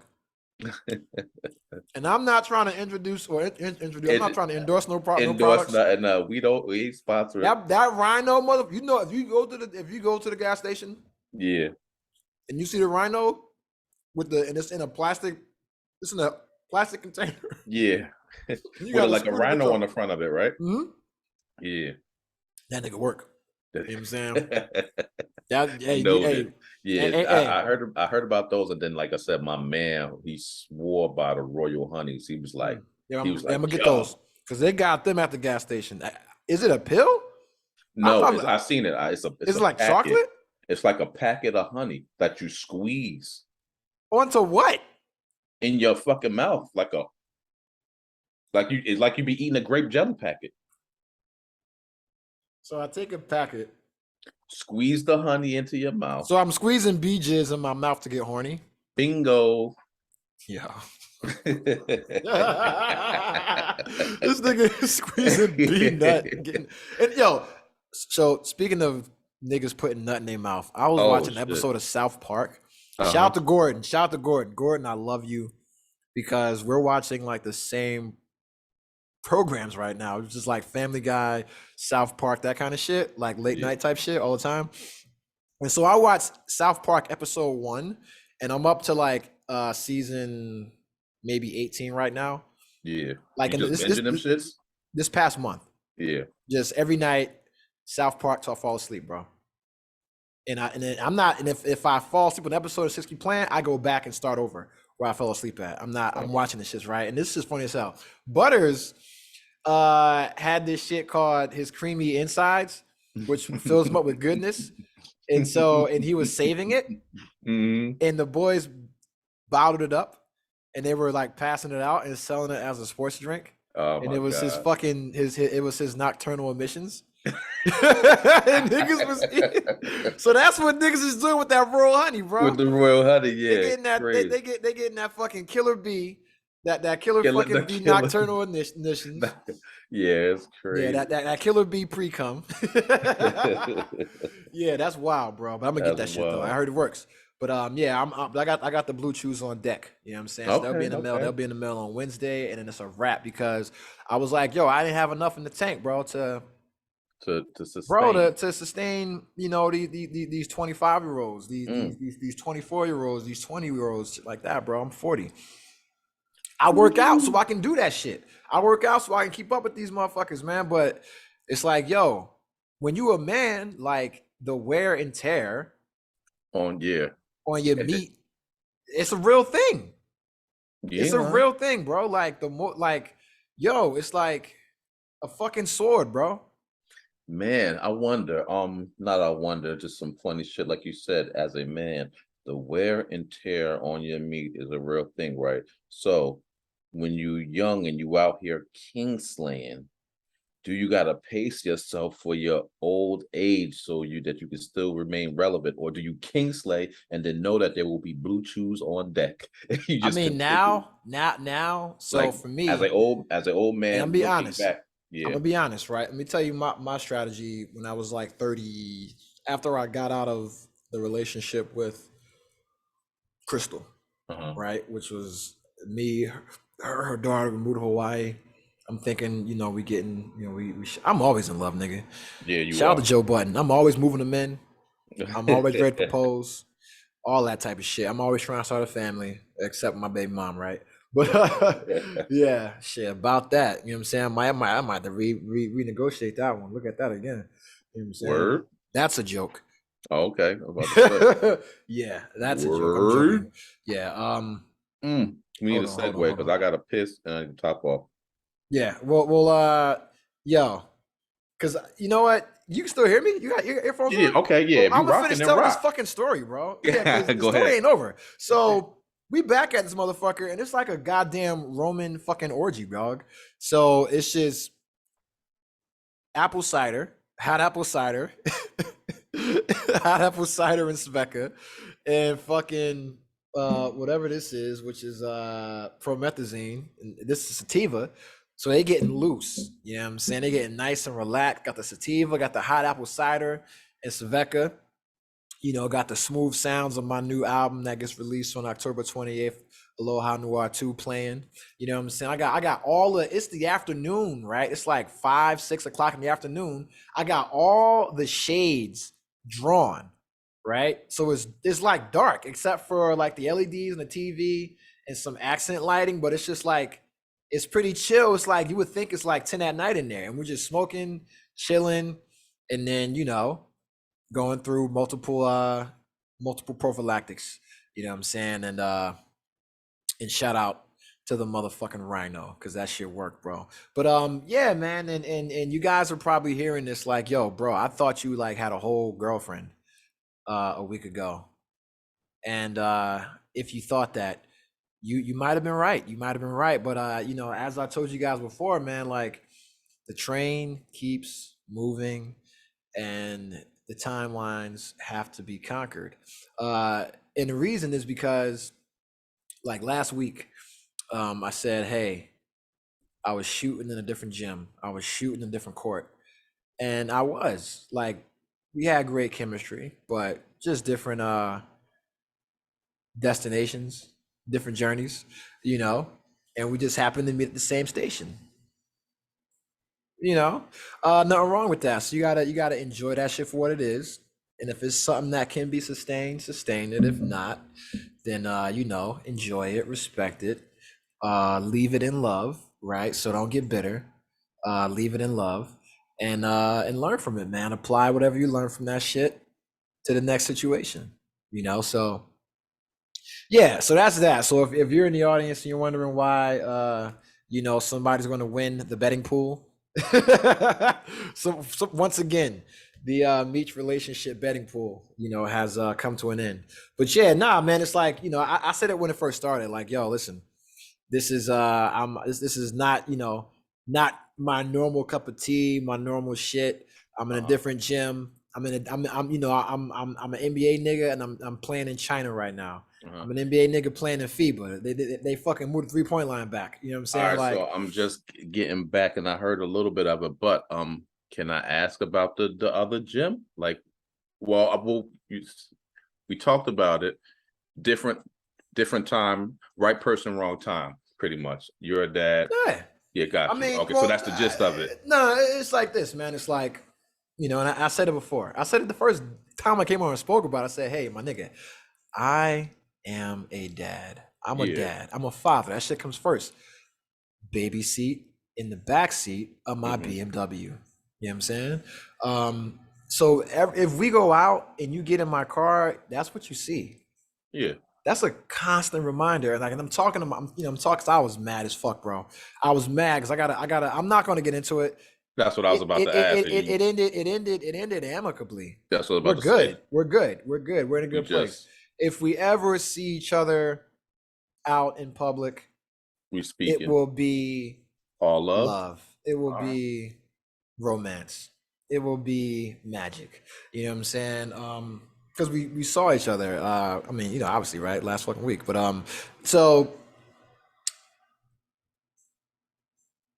you got to leave it in love, right? You That's what's can't be up. you can't be upset. It's like, yo, listen, you're really really great, right? But you got a different trajectory, right? Why? My You bad. want to travel Uh, every month to a different fucking country. You want to be bi-coastal. You want to be based in DC and live on an island. You want to do X, Y, Z, Okay, A, B, C, blah, blah, she blah, out blah, blah, here blah. living it. Right? And you have every right to want that, especially if you can do it. Yeah. And she's the type of person that can do it, right? I can't. I can do a little bit. I can travel a little bit, but if Once you a want month. like me, and this is why I'm like 30-year-old me, perfect. Game Because on. me, right? If I was a person that could travel like that or could do that, I would bring my partner with me, Yeah. right? That's I wouldn't want to the go on a best business trip. trip. I wouldn't want to go on a business trip without my partner. Yeah, I You know what feel I'm you. saying? I wouldn't want. That's like being in NBA. I wouldn't be on the road without my wife. Hell no. My wife is coming on the fucking road Yeah. with me. And if I got kids, we homeschooling the motherfuckers and they coming with us And they on the road rolling. too. Yeah, I mean, if you can do it, why not? It's an Exactly. experience of a lifetime for the most part. And Yeah. I need to spend time with my people, right? But So but it's like, yo, I can't just do that shit, right? And it's like my first job is dad, dad right? first. Because that's just what it is, you know. And it's like I can do 50% of what you want. I can do 60% of what you want. I could maybe do 65, but I can't do 80. Yeah. You know what I'm saying? I can't go to Vegas with you for your birthday. I Mm. can't go to this island with you for this holiday. I can't go here for that. I just can't do that shit. Because I want to be around family. Because when I get a free weekend, I want to go to Jersey. Yeah. You know what I'm saying? Or I want to go to Virginia, or I want to come down to see y'all. I want to be here and do some dumb shit, right? Or I want to just chill because it's a kid-free weekend, right? And so it's like, all right, now how the fuck do you balance that, right? And so it's like, hey, the chemistry, amazing, the attraction, there, the everything, perfect. But it's like, yo, you got another responsibility. Yeah. You know what I'm saying? No matter what you do, you will not be able to meet the needs of this woman unless she changes what her needs are. Yeah. And at this point in her life, she doesn't need to change what her needs are. Okay, and Respect. I wouldn't cannot ask you to do that. Do that. Yeah, that's a big thing. Yeah. And so if you tell me, hey, we're on different pages and we want different things, I get that. I got that from the beginning. To you? You understood it, but she had to realize it for herself. Nigga, I said that day one. True. I'm in a whole nother gym. I said that day one. I said that when we first started talking. Reason why I didn't want to talk to her in the first place, because of the lifestyle. I just said that, my nigga. I said that every podcast. Hey, this is what it is. This is why I was reluctant to do it, because this is what's going to happen. Here's what happened. You know what I'm saying? But it was a good. Oh no. I'm not. Right? I'm not. Let me tell you. I am not. There is not 1 ounce of hard, sour, no bitterness anything. in the break. It is nothing. It is nothing but love and admiration and respect, and just really just genuine. Like, hey, you're a really, you put toothpaste on my toothbrush. Yo, like, that's epic and rare. Yeah. So yeah, and so it's like when you get with somebody like that, right? And you're like, hey, I'm not a terminal relationship, right? It's like, hey, I'm not going to see the outcome that I want. Summer love, knowing, shout out to my nigga John Travolta, rest in peace to Olivia Newton-John. Summer love in Greece. And so let me tell you, those dad jokes were fucking killing this weekend, dog. I swear to God. Jokes. I never use dad jokes, bro. And then my Teba came out, and then nigga, these shits is fucking crazy. Like, and they land in the timing, because I mix a little dirty. Oh my God. You got did mommy and Bruce tell you about I got Grandma Jackie, but that's what she said? Oh my God. You got Grandma Jackie. I got Grandma Jackie. That's what she said, and Bruce was like horrified. And Grandma Jackie was like, she thought that shit was funny as hell. That was funny. Yeah, she was laughing, and she was like, no, I said it, and then she did another one unintentionally, and I was just like, no. And so I can mix them in, and so that should be working, bro. But well placed, well timed. That's what she says. Yeah, and so that's the thing, right? And so I'm like, all right, it'll always be love. And so, because we're in mutual places. So, like this weekend, I avoided going out. You know what I'm saying? It's our homecoming. A lot of places I could go, places I know that we could run into each other. So it's like, if I'm on some like, I don't want to accept what you want. Yeah, then I'm bringing you back in. Then I can go where you're at right now, but that's super toxic. Yeah, that's dirty. That's disgusting. Yeah, especially if it has that intention. If or if it's just like, hey, I just want to show up where you are. You know what I'm saying? Because people be on that kind of shit too, where it's like, hey, we're not together. We're kind of like, we're like in this gray area, but I just kind of want to test the boundaries and see if just like, and I don't like that, and so I don't want to do that. So it's like, I know what events you're going to be at. I'm going to avoid them. You know, hence why I'm around some 20-year-olds. You know what I'm saying? So, but yeah, man. And so it was just like that, and it was just, and it's like, yo, I know we're on different pages, we want different things. I wanted what you want 10 years ago. I did what you're doing yeah, about 10 to say. years ago. I did all the traveling for 20 years. I did all the island living, bi-coastal living, all the crazy shit. I've done it all. You know what I'm saying? I'm in a different phase. You know, I'm in my fucking midlife crisis right now.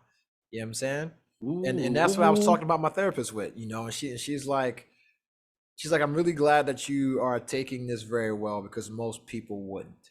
What, take that type of This last situation, yeah. with an ending, how it was just like a roller coaster, and it's just like, oh great, and then it's just like, okay, hey, reality hits, and it's like, reality kicks in. The weekend is well, over. it's like, okay, well, you know, it's not going to last, right? It's like you meet this girl on vacation, you're on deployment, you know what I'm saying? You're forward deployed and Your deployment whatever, boo, right? boy. Yeah, you know, you meet your deployment boo, right? And it's like, okay, I gotta go back home now. Yeah. I'll write you, you know, Yeah. and it's like, I'll try to keep in touch, I keep in you touch. know, but And it's like, yo, the lifestyles are different, you yeah. know. So even though I have like a very flexible schedule, it's also very rigid. Because it's like, baby girl. if you're local, I'm perfect. But if Oh, you want yeah. to go traveling, Yeah. I'm horrible. Horrible, because I I'm have a not a daughter. good match. I'm not a good match. You know what I'm saying? Because I don't want to travel. I don't. You know what I'm saying? Are Like, you burnt out from the travel? Because you did. I mean, I do want to travel, just not right now. Okay, and I then don't want to travel until after. that was like 15. No, no. It has nothing to do with that. Everything to do with money. Okay, So just I'm not where I want to be financially to travel how I'm used to traveling. respect. You know what I'm saying? Okay. If that makes sense. So I don't want Big to travel baller. until after April. Until I get my promotion and I'm good, then I'm back to normal. Then I'm no longer poor. You know, All right. I won't be facing eviction. You know, Well, I should be retired. I should be on terminal leave by then. A solid 3 months of terminal leave with pay. That's So what's up, man. plan my trip. We on some. Yeah, but yeah, and that's what happened with that, man. So it's all good. It's all good. It's all good. Yeah, You know, the that's main what's thing, up, I though. just want to make sure that I didn't, because I like the feedback, right? And my whole thing was like, I just wanted to get some feedback, just to go over some things, like, what did you like? What didn't you like? That's I respect You that, know, and I can honestly say never in. I do I'm that look- shit all the time. I've never had that. I've never had a clean breakup like that, Yeah, or a separation, a parting of ways. But I on still be cool with a lot of my amicable terms, exes, yeah. And then enough that you could even go when I back and cheat. enough that you could go back and say, hey, so what you liked about me? What did I do wrong? What did Yeah, I do right? And yeah, I it'd be always lead with love. that. It's like, what did you like about me? And what did you love about me, you know, and what didn't you like, you Yeah. know? And in that, it's like, okay, there's not a lot that you don't like, right? It's a lot that I like, a lot that I love, a Mhm. lot that I want, right, that you can give me. But the what you don't like has nothing to do with you. Yeah. It's shit you can't control. And it's like, well, Yes. Fucking I life. can't be mad. And because it's like, yo, I can't be mad that you want what you want, and I can't be mad that I can't give you what you want. Yeah. But the fact that we acknowledge it, address it, acknowledge it, and we, like you said, part ways amicably is Oh yeah, epic. That is a because we're in the rarity. same That circles. yeah. Because That's a you know what else? rarity. You know what else she'll give me? Validation. Oh my god! Oh my god! Because we're in the same circles, and Yeah. she does all these big events. I don't know if I showed you her fucking IG page, or whatever. She does all these Nah. really big events, right? Celebrity events, big highlight events, right? And so I'm I in just these want to same meet things Pat too. Ewan. I want to talk about the finger roll. Yeah, and so that's the thing, right? And so it's like, if I'm in there, or if I'm with my lady or a lady I'm dating, we come across each other, and I want us, when we talk, you'll know that we have a history. You can tell the chemistry. Somebody could tell the chemistry Yeah. between you And two. it's nothing, and you'll know it didn't end because it wasn't good. Yeah, It didn't end because it wasn't working. It ended because nigga, it just was impossible. You know what I'm got you, saying? Like got this you. wasn't the right time. Oh shit. That is a Yeah. fucking that is a special thing to have. I tell you But that I much. was mad, bro. Let me tell you, I was Oh, fucking your heated when I feelings. got the text. But you got to remain calm. It's like, all right, you can't be mad at what somebody wants, and when somebody tells you what they want, you got to respect it. Because first off, you got to create that space for them to be able to tell you Say a whether they're safe space. happy, whether they're not. What's working, what's not working. And when someone can say, "Hey, this is really good, but we want two different Different things," things. That and is we, better. That's way better than yeah. ghosting. Because it's like, I Yeah. mean, because I can sit here and go through photos and messages and look up all type of shit that we've created in this little 2 week period, right? This little 2 week ecosystem, Oh, that right, Apple of us slip makes your together. little memory joints. Yeah. Yeah, right. And it's a lot, bro. And we've met and made mutual acquaintances, and her doorman knows me, and I have her door code and shit like that, and all this shit. Like we invite each other into each other's shit, right? And Mhm. so it's like, well, we're not mad at each other. We just won't work dating. So you'll make a great friend. You know what I'm saying? And Mm, because at the end of the day, right, it's like as progressive and empathetic and like loving and all this, forward thinking, positive shit, right? yeah. I'm still a man Still a man. with pride and ego. So the Yes. minute you tell me I'm not what you want, I will never be what you have. I hope that makes sense. How about to The, say run it the back? minute the You minute you tell tell me I'm I'm not not what what you you want, want. I I will will be. be what you will never have. That means you're going to that elaborate. I get it, but elaborate. So if I'm with you, right? Hmm. And regardless of what the reason is, let's say we're together and you get offered a job. The job's in California. And you say, I'm thinking about moving to California. I say, hey, babe, I think it's best that you stay here. We work on us. And you say, hey, I'm going to move to Cali to take this job. And, you take the job. Uh-huh. You didn't want me. Okay. But then you're gonna see me and be like, You're going to see me. You're yeah, going to want me. You never have me. You know what I'm mm, saying? I got And you. and and I'm never going to want you again because you don't want me. My feelings are reciprocated. They're reciprocal. They're mutual. You know what I'm saying? It is a requirement. It ain't ever gonna be one way. Yeah. If you don't like me anymore, or if you say, hey, I think we're on two different pages, right? Even though everything is great, and it's like, hey, I think we're on two different pages, we want two different things. Yeah, I Okay. fucking know that. But I would never say it Mm. because once you do that, you kill the What magic. you put the battery in my back Once and you you do that, you kill the magic. And mm, now it's like I gotta think about shit. Like if you tell me I'm too affectionate, like like you have to. Cause I'll ask you like, what's your level of affection? Like, are mm, you okay with holding hands? Are you okay with me holding your lower back? Are you okay with kissing in public? Are you okay with X Y Z A B C? Like, can I hug you? Can I do like? Because I'm an affectionate guy, right? got you. Men want affection. Men want attention. Men All definitely you, need and I'm not gonna affection. say all you, but there's a lot of women out here in this modern day and age that aren't very affectionate. They aren't very loving. They aren't very caring. Aren't very nice. Yeah, Part of I that's know. from having to be in a male dominated workforce. You know what Hmm. I'm saying? So when you come into this male dominated workforce, you become like men. And men, guess what? We're not loving and affectionate and caring and empathetic and all that shit. That's why we like women, because you guys are that way. When you guys come around us, you become like us because we influence you. Hmm. We don't want to date us. We want to date you because you guys are nice and you smell good. You know what I'm saying? And you put toothpaste on our toothbrush for us. Yeah. You know what I'm saying? Like shit like that. So, yeah, and it's just like, you know, it was just so much wild shit, right? So fuck all that. I'm talking to my therapist, right? Because I was fucking pissed. I was pissed, right? I was mad as fuck the first 2 days, and then by day three, I didn't give a fuck. You know what I'm saying? Yeah, I went to Jersey. you I gotta went to go to Jersey. through your That's emotional why I went roller to coaster. Jersey. That's why I went to Jersey. You know what I'm saying? I went to Jersey. Yeah, Grandma Jackie with the that's what she said. Yeah, I had to get the fuck out of there. I had to get the fuck out of DC. So I was like, I gotta get the fuck out of here. So I went to Jersey, and it was great because it was Bruce's birthday. So Tebba got to sing happy birthday to him, and we took him out. Yeah, Went yeah. out with I Gerard, talked to and him the yeah, day after. I and talked it to was him on great. the day. Yeah, it was great. Tebba was running around there being fucking stupid, just messing shit up, being crazy. You know what That's I'm the saying? best But thing ever, the man that you get to take her to I'm the gonna take beach, her up there man. at least once a month.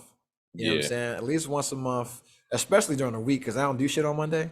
yeah. So to drive up there on a Monday, easy When as it's fuck, bro. dead, yeah, Easy as fuck. yeah. You know, I get up there about 12, take her to the park, bring her back, dinner. Mommy's off work. Bruce is there doing shit. You know what I'm saying? She's good. Wind down next day, blah, blah, blah, blah, blah, right? So I'm going to take her up there during the week all the time, That's Monday to dope Wednesday. shit. You know, because I ain't doing shit here except Yeah, going to the park, going to the library. I can do that same shit in Jersey. So my whole thing is I'm trying to give her the most authentic Meacham experience, the most authentic Jersey experience, right? Because I'm like, you don't have family here, but you have it in Jersey. I can take you to the lake. I can take you to the beach. I can take you to the park. I can take you to everywhere I was when I was a kid. You know yeah. what I'm saying? That's You can epic have this shit, man. connection with this town that I have. You can see your grandparents. You can see your great grandmother. I don't ever remember meeting my great grandmother. I don't have a picture of my great grandmother. No, I She don't either. existed. We went to go see her at some point. Yeah. But it's like, yo, I'm like, I'm not video chatting Oh Grandma man, you Jackie. know what? I ain't even I'm gonna. taking her up there. You know what I'm saying? Yeah, nah. I'm not video chatting Bruce happy birthday. I'm gonna take her up there.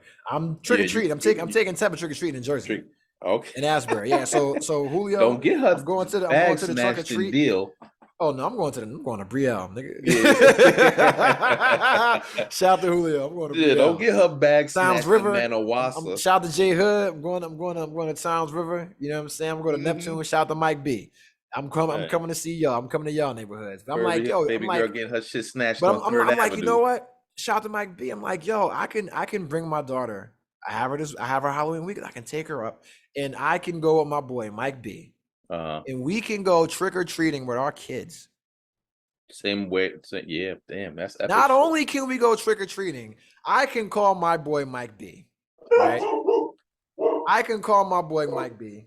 And I can say, hey, we're gonna go trick or treating. And I can call Isaiah, and we can go down to South Jersey and see him. And I can see, or I can say, call my boy Jay Hood and say, yo, we're gonna get all our kids. Yeah, Even though Jay Hood's kid is like hold 10. on 1 second, Dag. Go on. In a few seconds, I'm gonna have to check here right quick because she just went and took the ACTs. So Oh, trying to see what happened with that. But you yeah. good, you good. That is Yeah. that you are in a fucking prime position. Yeah, My so it's like I can go see my boys and go trick or treating with the kids. You know, I call my boy Mike up all the time. Like, I'm we gonna watch the games and shit like we used to back in the day. Go out, watch the fucking football games on the Sunday. But he got his kids, so I'm gonna just, link it up to we both go up with the kids and shit with Chuck E. Cheese. I'm like, yo, I can just go up here and give her this authentic Jersey experience and shit. You know what I'm saying? So I'm gonna do that. yeah, You know, come here. You gonna get but this one live? Come here. Say hi one to my brother. Hi. say hello to the audience. Say hello to the audience. Come up close to the mic so they can hear you. Say hello. Hello. Hello, audience. Hello, audience. You're on the Cognac Stories podcast, and I just went and took my ACTs. How did I do? How do I feel about it? I'll say that. Yeah, you don't get the grade back. I did. I think I did better than like when I took it last time. All right, you feel better about the process? Yes. Yeah. Okay, well, that's half the battle right there. Here's the real question. Here's the $1 million question. What do you like doing? What do I like? Like If you could just hang out with a group of people you like and do something for 6-7 hours, what would you do? probably eat. Okay. That's a real thing. That's a real thing. You can do that. That's a Right. job. You can be a food critic right now. You ain't lying. You can, Right. as a teenager, start an Instagram page. You know what I'm saying? Do you have a nickname? No. Kiki. You don't have a nickname? Kiki, People that's call your me nickname? Kiki, yeah. Kiki. Right. Okay, so you can call it, I don't want to say Kiki's Kitchen because it's not you cooking, right? But you can just do it something like that, right? And you just go around your local area doing local eateries, doing a 60-second commentary on the Instagram reel, doing that. And that's what you like to do. And you can make that a passion project and then monetize it because Instagram pays you for real views. Right. So what do you need an ACT test for? College. What do you want to go to college for? Criminology. Do you like criminology? I do. Yeah. She Well, like NCIS. You like NCIS? What do you like about NCIS? More. I don't know. I like seeing it, so I would want to. So you like TV? Or do you want to be a criminal investigator? Do you want to be on a crime scene and investigate a crime? Do you want to handle blood, evidence, forensic, DNA? Do you want to solve the crime? You like That's puzzles? a record show. She slammed her hand in the door and passed out. Do you like figuring out puzzles and things of that nature? I do, yeah. Okay, so you don't need criminology to do that. Well, I don't. Because if you want to do forensics, you get a degree in forensics. Right. Criminology is you want to be a cop. Oh, okay. That's the thing. So a lot of folks, they want to do one thing, but they don't know the path to it. So it's like, hey, if you could know what that exact job is, because a lot of times we go to college and we say, okay, we're going to pick this degree like in communication or education or like engineering, right? And it's like, but we don't know the actual job we want to do or if we even want to do it. You know what I'm saying? Because a lot of times we end up doing things that we like and not what we actually went to school for. Like what I do what I like right now. Like my career now is in equal employment opportunity, civil rights law. That's not what I went to school for. Okay. That's not what I did in the Navy, like my primary job. It's what I enjoyed doing, what I was passionate about. You know what I'm saying? Now I parlayed it into a career by just learning about it on like a normal, like, hey, I could have a conversation with you about a skill and then doing a job and whatnot, but I don't have a degree. I'm not a lawyer. I'm the only person in my office with no degree, right? But that's what I'm saying. So for you, right? I'll give her props. She knows how to chef it up. She's a hood chef. She'll make the oodles and noodles like extra. If there's something that you like to do, right? Right now, you can start doing it right now. And what you'll figure out is that you can monetize it and make it a career. Because you say you like to cook. You have what a cousin is it? I don't know how families work. Faith is your cousin, right? Oh, yeah. Right. Yeah. Because you're So because I don't know anybody's age, right? So yeah. So Faith is cut. So her dad. So Sadira's her dad is a fucking chef. He used to work at the White House as the White House chef. He won like the Iron Chef military competition. He has a bunch of restaurants here in the DC area called Hot Chicken Kitchen. His daughter is like a cook. So if you like cooking, you could do a summer right here in DC with family. That would be cool, yeah. That's what I'm saying. So figure out what it is that you want to do or what you like doing or what you would do if you could just hang out. Or if it was like, if I could do a job that actually like made a difference, shit like that. But a lot of times we go to college and we say, I want to get a degree in criminology, and it's not for what we think it is. You know, I got a bunch of friends with criminology degrees and they're not, they're not using it. Nope. Just like one of my most successful friends has an engineering degree, computer science, and he owns a bunch of McDonald's. He didn't go. Yeah, he didn't go for what he went. JR. This motherfucker's in sales. And he did the computer science and all that. That's what I'm saying. Yeah. You know, Sadira. Not what she went to school for. You know, so everybody, and that's what I mean. Like, ACTs are important, but it's just a snapshot of what you could know and what you can know. You know, so don't fuck it, bro. Like, don't worry about it. Don't take it too personal. It's one of the it is one of the check marks that just in case. So she checks that ACT block. So she decides to go to college. It's marked off. That's not an inhibitor. Yeah. That's why. But with college, it's like the main thing. I'm not gonna say the main thing, but one of the main things is like you don't need to get locked in to a path. I don't know if your dad has told you about community college. Community college is the greatest shit ever. Oh my Community god, college here is pretty it's the much greatest them ever. $1,000 a semester It's the to knock greatest out your ever. core junk. Because that's what I did. That's what I did after I retired. This is the greatest ever because it's the class size is smaller, easier to get time with teachers. Most of the Which is what? students are like people that didn't know what they wanted to do, or they already had careers and were going back to do something else. So you could always bounce ideas and get experience from other people. Yeah, so definitely check that out and try out all types of stuff. But the reason why I asked and put you on the spot is because when you're young, you have all the energy in the world, right? You have all the time in the world to fail, and you have all the support in the world to fail. When you get to be our age, you don't have that. You don't have the opportunity. You don't have the support. You don't have, it's just not an option. You know what I'm saying? You fail, you're homeless. Yeah. Yeah, that's the thing, right? And so when you're young, you got support.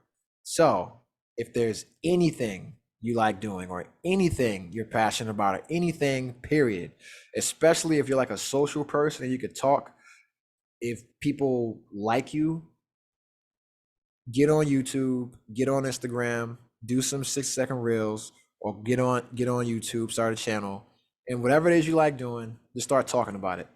You know what I'm saying? And start Yeah. sharing it with other people, and you'll be surprised how many other folks like it, and you'll be surprised how many folks are willing to pay you to And support you'd be that shit. surprised how many folks out there just like you Yep. are just waiting for somebody else to lead them.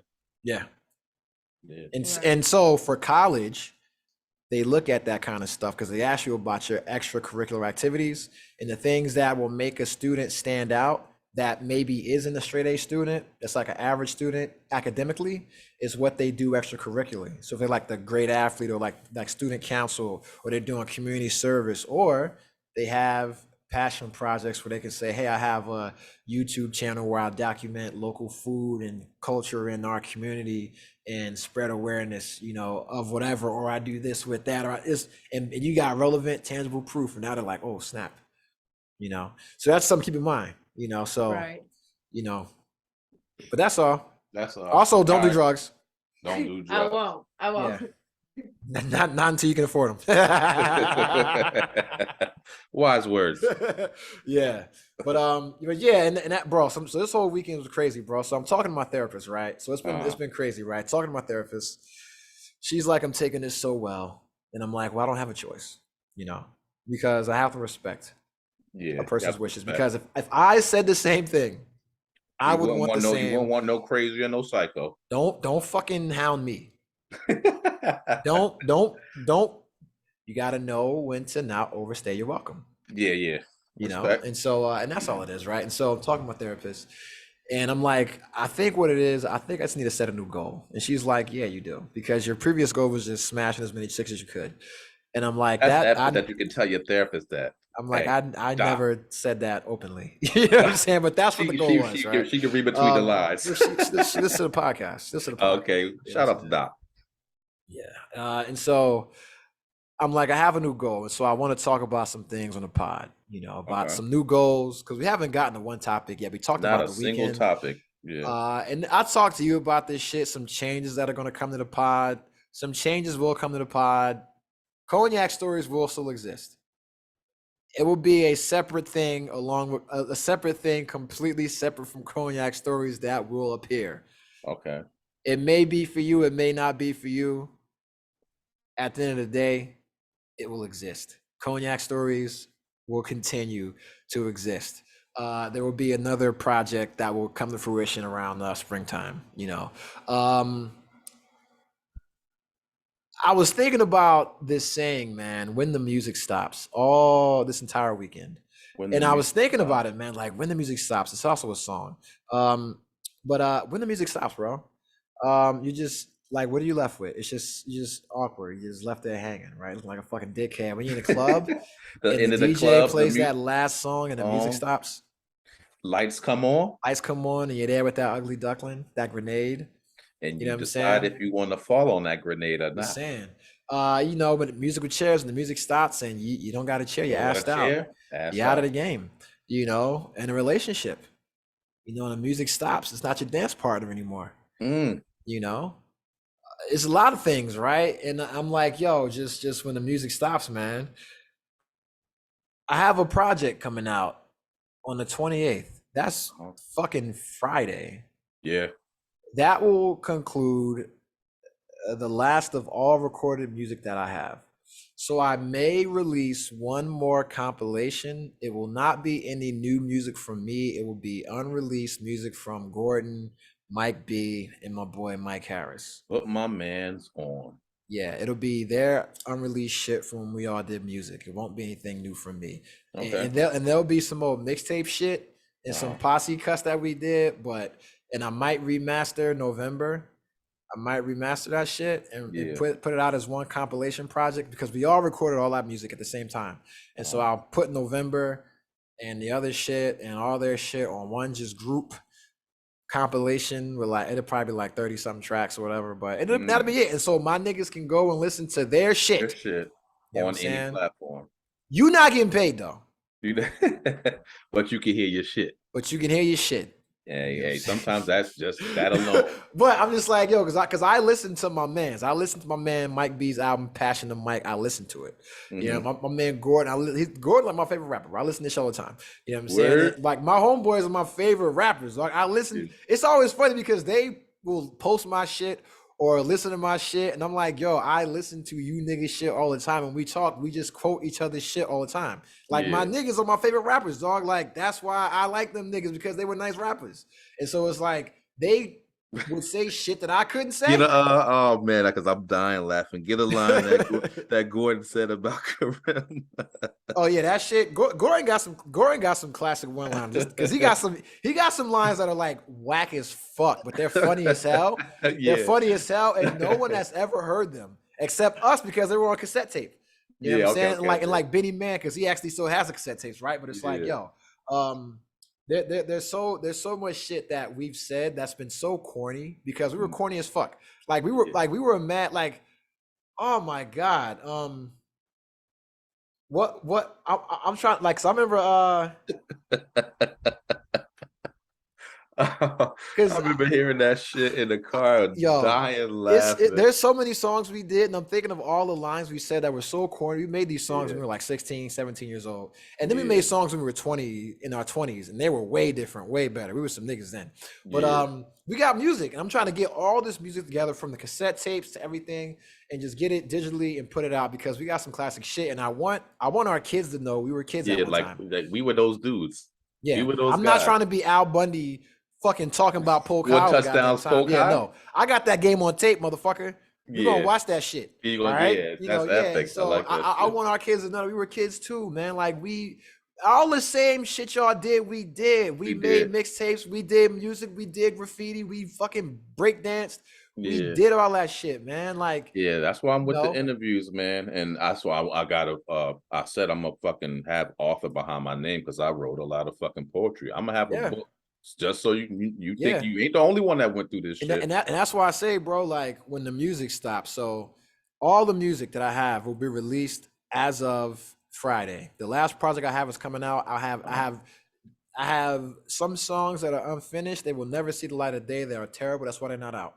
But that'll be the last of the music. I am not going to record any more music ever again. I've invested I'm not even gonna say the amount of money in this shit. But I am done. I set a limit. I am at the limit. That's the last project that I have. I have no more music. All that music was recorded during the pandemic. It lasted 2 years. It's over 50-something songs, 5 projects. A good body of work. A good body of work. You know what I'm saying? A classic body of work. When this last project comes out, I guarantee you it will be your favorite love album. It will be your favorite R&B album. It'll be your favorite romantic album. You know what I'm saying? I made that so I can listen to it with my girl. And every woman that I've played the album for, they enjoyed it. We dated for a little bit longer than we probably should have. Yeah. You know what I'm saying? You fucking Tommy, you got the draws. And so the music stops. There's no more music. But there's still other creative endeavors, you know, because just like you said, poetry. Everybody's writing poetry. My Uncle Alan wrote a book of poetry, published it through Amazon. Grandma Jackie did, right? Very beautiful book. One of my letters is in there that I wrote to him. Oh, word? very surprising, bro. Yeah, I cried. You know what I'm saying? That shit was crazy, man. So I wrote them all. I wrote them, man.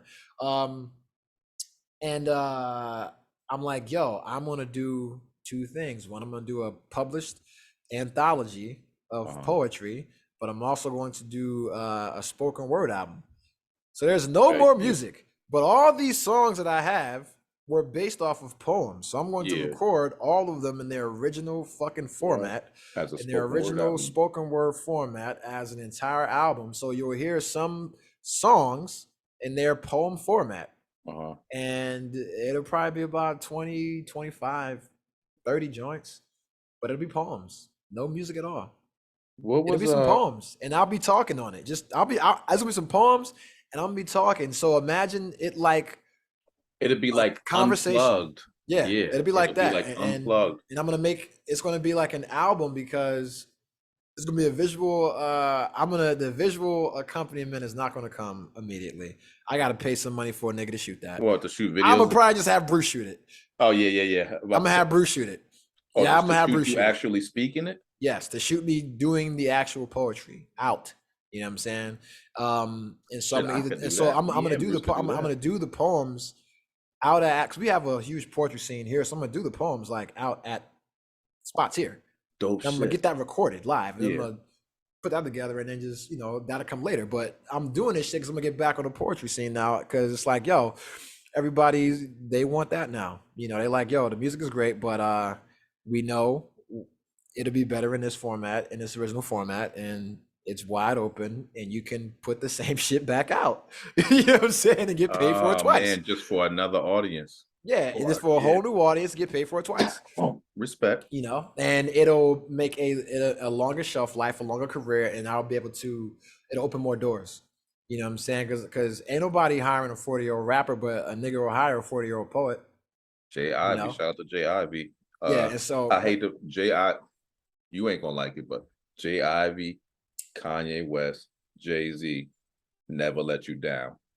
I know the song. I like the song. That's my epic. That's why I like Kanye.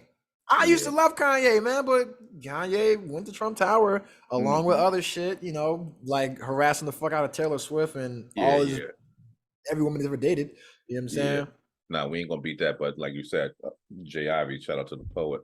It's another dude that I like to shout out that I've been following him since like 2011. The motherfucker started as a poet on Brave New Voices, fucking went on to become a Harvard professor, put out some books and shit. Joshua Bennett. Epic. He he did the poem. It's something, but it was about how much of the size of a whale's heart, or what species has the biggest heart. The blue whale has the biggest heart in the world, and how much I love you, and I show that. But epic poem. Shout out to Joshua Bennett. Yeah.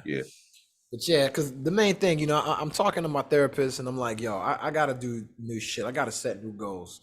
One of the goals I set, when I was retiring, was I want to record this large ass library of music so I could listen to, and I smoke weed and chill and have fun with my friends, and so my daughter could hear it. And so because I didn't want to be like woulda, coulda, shoulda, because I had the moment in time where I was like doing really well with music, making a lot of money, had music on the radio, doing shows, things like that. And then I got a promotion in the military, and then it was like, fuck, I got to take this shit serious. Yeah. You know what I'm saying? And that's when I decided to take music serious, or take the military serious as opposed to music, right? And so now it's like, yo, I got this time frame before my daughter gets here. Let me do this shit so I can, knock this shit off the list. And so now it's like I've been operating without a goal, because the goal was like, be a good dad, right? And I'm a person that needs goals to operate. And this is always something I've talked about, is you got to have these goals, long-term, short-term, and immediate. So you can, these milestones, baby. And so after I became this like dad of the year, right? I've been operating without a goal since I started dating. You know what I'm saying? And that's why I've been out here reckless. So since I got established as a dad, I say since like November of last year, which is when all the wild shit started. That's when I started dating again. When I got established as a dad and everything's cool and I'm working and shit like that, I'm like, all right, I'm set. I didn't set a goal for myself after that. And I have to have goals. And I'm talking to my therapist, and she's like, yeah, you made your goal to just have unprotected sex. And I'm like, why do you say it like that? Like And she's that, like, yeah. because that's what you do. And I'm like, well, why do you say it like that? Because it's the truth. And I'm Damn, like, of yeah, you're all the right. things, that's the one that I'm going out Well, here. what else have I been doing? Okay, strip all the timeline down, all this other shit. This is what you're doing. Respect. All right, Doc, And you got I it. mean, you know, and we have a relationship where we can talk that way, right? But it's just like, I mean, I've done other shit, right? But it's like you've been doing things, but you haven't set a goal. You have to set a goal. And she's like, yo, just set a fucking goal. And she's like, you had a goal before the pandemic. Resume the goal before the pandemic. And I said, oh, you're right. I kind of started back on it, but then I stopped because I kind of let a little self-doubt creep in. And she was like, yeah, that happens, but that's why you pay $120 an hour. You know what I'm saying? So, you know, and I'm like, oh, you're right. So that goal, so before I had a daughter, right?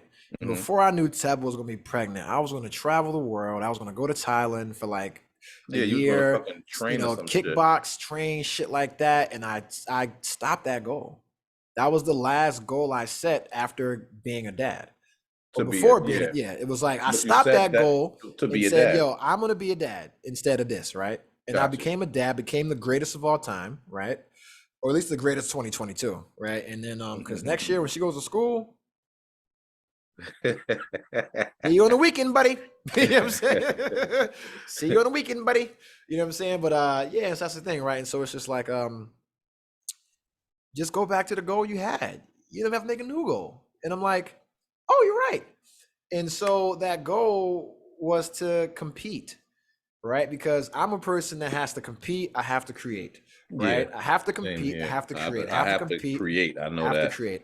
I don't have to win. I have to compete. Shout out to my man Rick Moses, man, my old cob on the Hampton. He had a saying. It was hate to lose, love to compete. You know what I'm saying? That was like his motto. He had a whole big a whole big motto, a whole big like your His fucking mantra, your mantra essentially, and like your philosophy essentially, like your cob philosophy. I memorized that shit, and I would tell it back to him, and he was like, he would think I'm fucking with him. I'm like, no, it's one of the best that I've seen, and it makes sense because he comes from a sports background. Gotcha. Yeah, because he comes from a sports background, and so everything's competition, training. And I'm like, I get it. It makes sense. It all makes sense, right?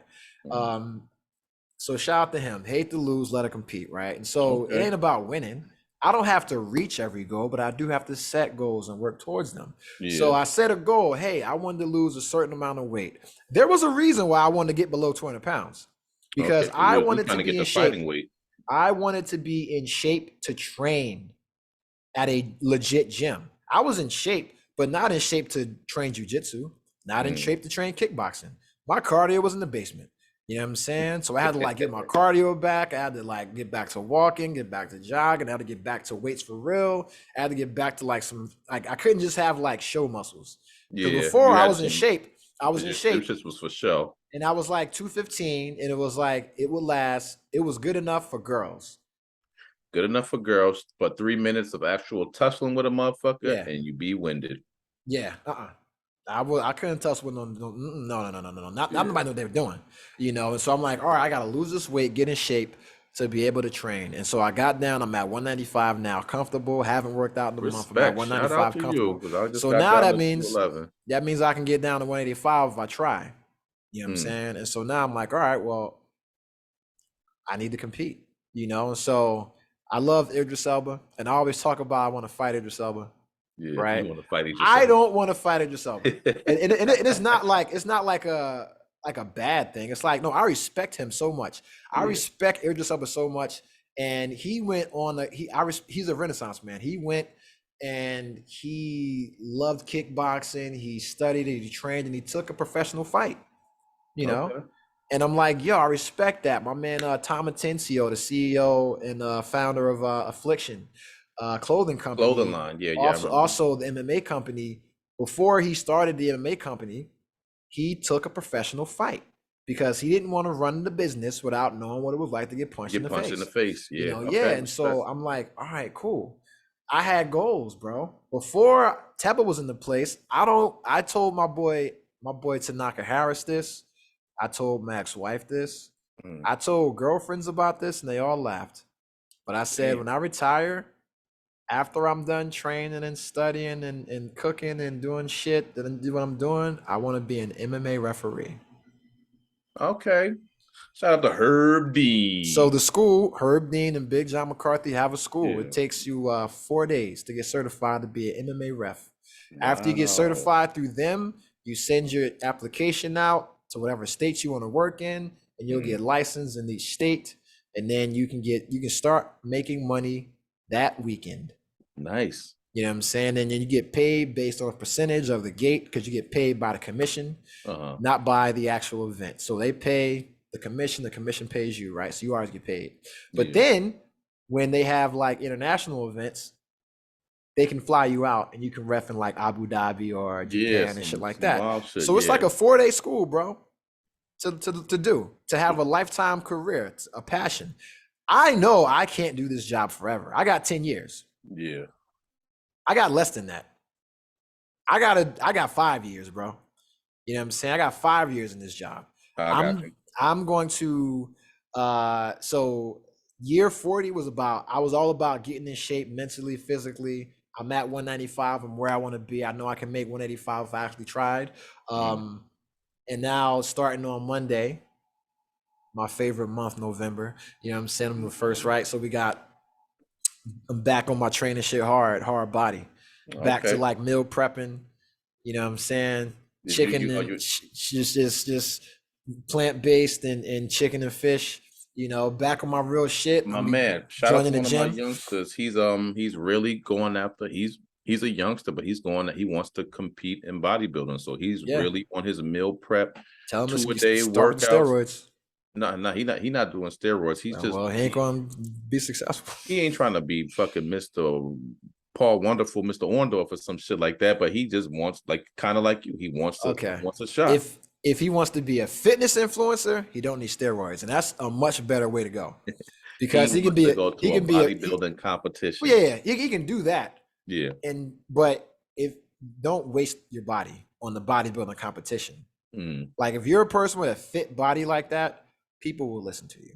And I'm not trying to be. You ain't lying. Like you ain't lying because it's a bunch of. If a nigga's in shape telling me to do something, I'ma listen. Yeah. You know what I'm saying? Like if you like, yo, maybe you should work out this way or eat this, man, I ain't or even do whatever. Your I'ma listen. man, Kane the Conqueror did his little men's health thing. This motherfucker is a beast, bro. A beast. This motherfucker. He said, "I'm like, okay."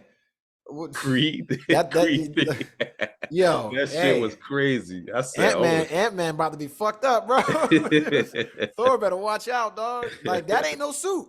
I know that's him. And the workouts were respectable. I'm like, shit, I could do that shit in the gym. Yeah, it's basic shit, dog. You know what I'm saying? But and that's the thing. And so the new goal is like, okay, I'm back in shape and where I need to be. I'm joining. We got a jiu-jitsu gym right down the street, right around the corner, bro. Okay. It's a 10-minute walk. You know what I'm saying? So I'll be going there. We got a kickboxing gym the opposite direction, 15 minutes. I'll be going there. You know what I'm saying? So I'm be getting into that again. And then for year 41, Torian Meacham will do an amateur MMA fight. Nigga, I'm not. I need headgear. Okay, yeah. I need shin protectors. These we not bare knuckling out here. Nigga, brittle bones, nigga. Fuck out of here, bro. I'm 40 with no calcium. Not the I'm 40 and lactose intolerant. I'm not. I'm wearing shin. You know, so you do amateur. You wear shin guards. You wear the bigger guards, and you wear You still get knocked out though. You still get fucked up. You wear the same shit they wear like for the Olympics. So because amateur. You know what I'm saying? So all the same protection, but it's full contact and you get fucked up. So I want to do 2 amateur fights for year 41. So I'm gonna tape them. I'm probably fucking midlife crisis shit. Bro, choose your own adventure, dog. Choose, Choose your crisis. I'm with it. Choose your crisis. You know what I'm saying? And choose your crisis. so it's like we all got our own fucking journey, you know, and so it's like, hey, just fucking get on that bitch. And so I'm like, all right, that was what I wanted to do before I had a kid. Now I'm established, I'm set. I know I'm not trying to be the boss of my job. Yeah. Like I just got tasked with extra work. I already have it figured out. Like Monday, I'm gonna get a team meeting together. I'm gonna give them the blueprint. We'll have this shit done by Friday. You know what I'm saying? Yeah. I ain't gonna have shit to do for 4 more months, right? But it's like, so I know, but I don't want to be the boss. Yeah, I just want to make my money, and I like not being in charge of anybody else except myself, right? Yo, and so I can't wait to the day. Great, dog. And so it's like, all right, cool. I just gotta fucking, I gotta fucking challenge myself. I gotta fucking work. I gotta fucking keep growing. I gotta fucking keep setting goals. So it's like, all right, bam. I had this goal. I stopped it. Now I'm dad. Now I can get back to being me. Because we gotta keep growing as men. You know what I'm saying? And I know I'm not trying to be in charge at work, right? And I'm a leader. I'm a competitor. Yeah. So how do I compete if I don't want to compete at work? Find a new competition to get into. Yeah, because it's like, okay, the other way I competed was with music. Because like me sending my shit out to playlists is competition. Yeah, me sending my shit out to blogs, getting a write up, that's competition. You just getting your metrics. Rate my shit. Me sending my shit out there, me putting shit out there, me posting my fucking numbers, that's competition. Because there's other niggas out there making music that think they better than me. Yeah. And it's like, no, nigga, I got fucking numbers. I got write-ups. I got everything to prove it. I got radio, I got everything. What you got? You know, this ain't no competition. So anybody that ever thought they ever made anything better than me when we were kids, you know the answer. You know the answer. No. I'm good, nigga. I'm not great. I'm good. I got my 3 million streams. I'm good. You know what I'm saying? I'm all right. But that's the thing. And so it's like, okay, now how do I compete? You know? What's the next competition? Fuck it. So I'm a fight, bro. You know, and I'm talking to her, and she's like, "Yeah, it's amateur. Just do it. What's it gonna happen? You get knocked out. You don't do it again. Hey, you know what I'm saying? Like you have healthcare, so you're good. You know, or worst case scenario, you change your mind and do something else. But it was just like, hey, you gotta punch in the face will definitely help you change your mind real quick. Yeah.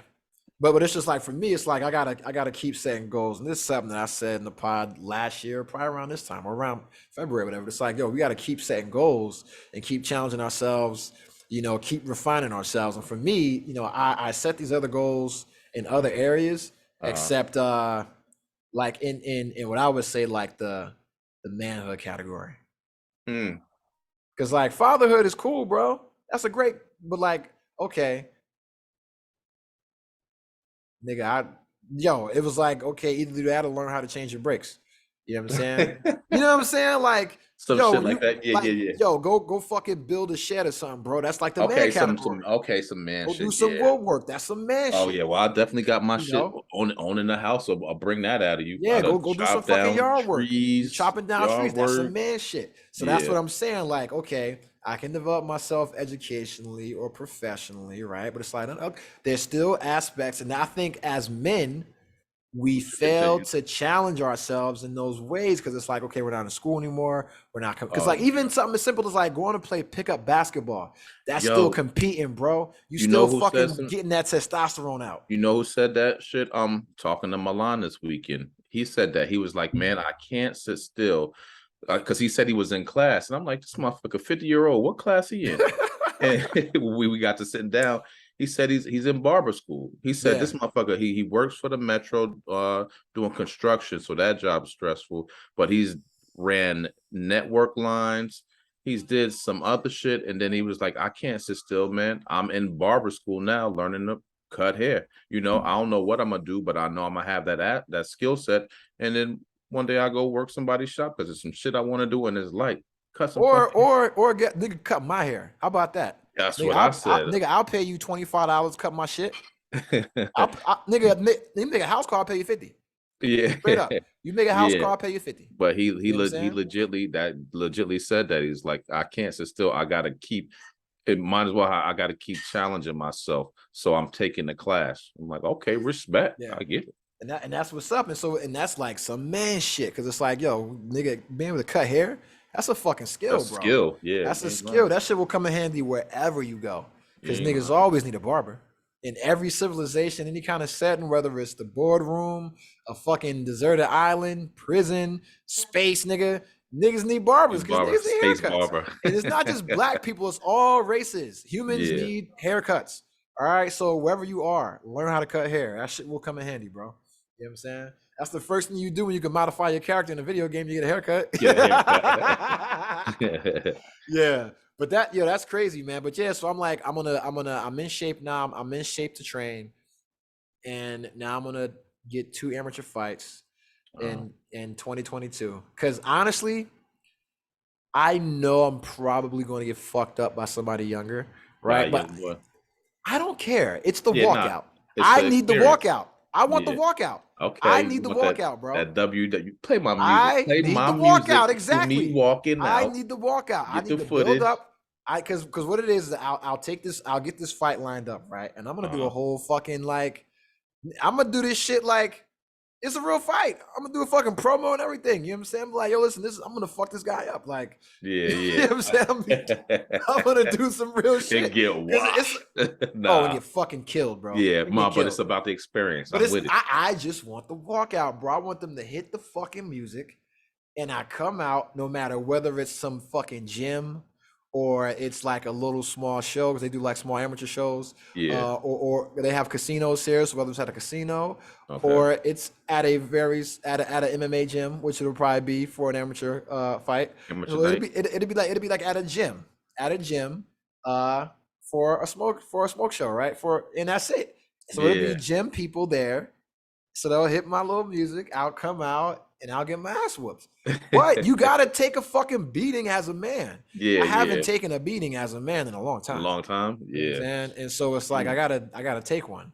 I gotta give one, I gotta take one. Take one, you know what I'm saying? And so and that's the thing. So I gotta challenge myself in that way because it's like, okay, creatively, I'm challenging myself with the poetry, getting back into that and doing that spoken word album. And I'm always challenging myself creatively, but it's like, yo, as a man to keep that edge, I gotta fucking challenge myself, that primal instinct. I gotta challenge my primal side. You gotta nurture that. Yeah. And so that's the deal, man. So for 41, 2 amateur fights, bro. Amateur fight. Oh, I'm gonna be there. So I'm just letting motherfuckers know right now. I'm gonna get fucked up, bro. My chin is glass now. I can't take a punch. You know what I'm saying? I can't take a punch anymore. I could back in the day. Yeah. I've taken a lot. That's why I can't take that's why I can't take many. You know what I'm saying? But no, listen, trust me. I'm telling you right now. Listen. Here's the first promo right now. All right. Okay, let me make sure. Is this my fucking camera? Is this my camera? All right. I see you fucking jabronis out there on your goddamn couches. You see me. You're like, goddamn, this guy's 40 years old. He retired from the Navy, 20 years in the hardest fucking thing, the United States Submarine Force. Not only that, he was a fucking party animal, the coolest motherfucker, the man's man. Not only that, he was the dirtiest motherfucker in the game. All right. He retires from the Navy. He releases 5 critically acclaimed musical fucking albums and becomes Father of the Year. And that was all at the age of 40. So for 41, what does he do to challenge himself? He says, hey, I'm gonna be a man. I see Anderson Silva out here fighting Jake Paul. I'm gonna get out here and I'm gonna fucking fight somebody. I don't know who yet, but I'm gonna fuck your ass up. All right. I don't know who you are, but you're gonna get it. All right. And this is for all the old dudes out there with something left in the goddamn tank. All right. I'm no different than you. We are all old. We are all washed, but we will all fuck you up. All right. So I'm doing it for all you old motherfuckers out there, 40 and up. All right. With something still in the tank. All right. I got a little bit less to lose than you guys by getting a fucking serious head injury. So I'll go ahead and take that beating to give one. So that's why I'm doing this shit. All right. So goddamn it, 41. We are doing 2 pro fucking fights. When they hit the goddamn music, you'll know it's fucking real. All right. And now, hailing from Asbury Park, New Jersey, coming in at 195 pounds solid, Torian the Cheese.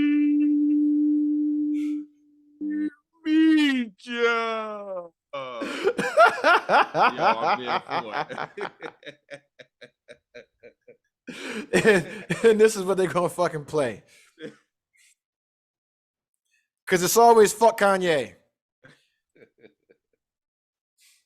And then after this, we'll get into the topics. I'm about to say, you playing that shit in your headphones because can't nobody else hear this shit. Oh shit! No one else can hear the fucking song. I did it again. Oh my god, that was like the ultimate segue. Oh man! And so I said, with that, I will segue into this quick song so I can go use the bathroom. So I can go take a piss. God, Funny mother. it's a song that I made. I want to say 2 years ago. It's off the Black Radical album. It's a song called Judas Iscariot. It's about a dude I know who is kind of a dickhead. I think you'll know him when you hear the song. Did pretty well. Did pretty well for itself out there in the streaming world. Got pretty good reviews. And I think I rap pretty well, if I do say so myself. Check it out.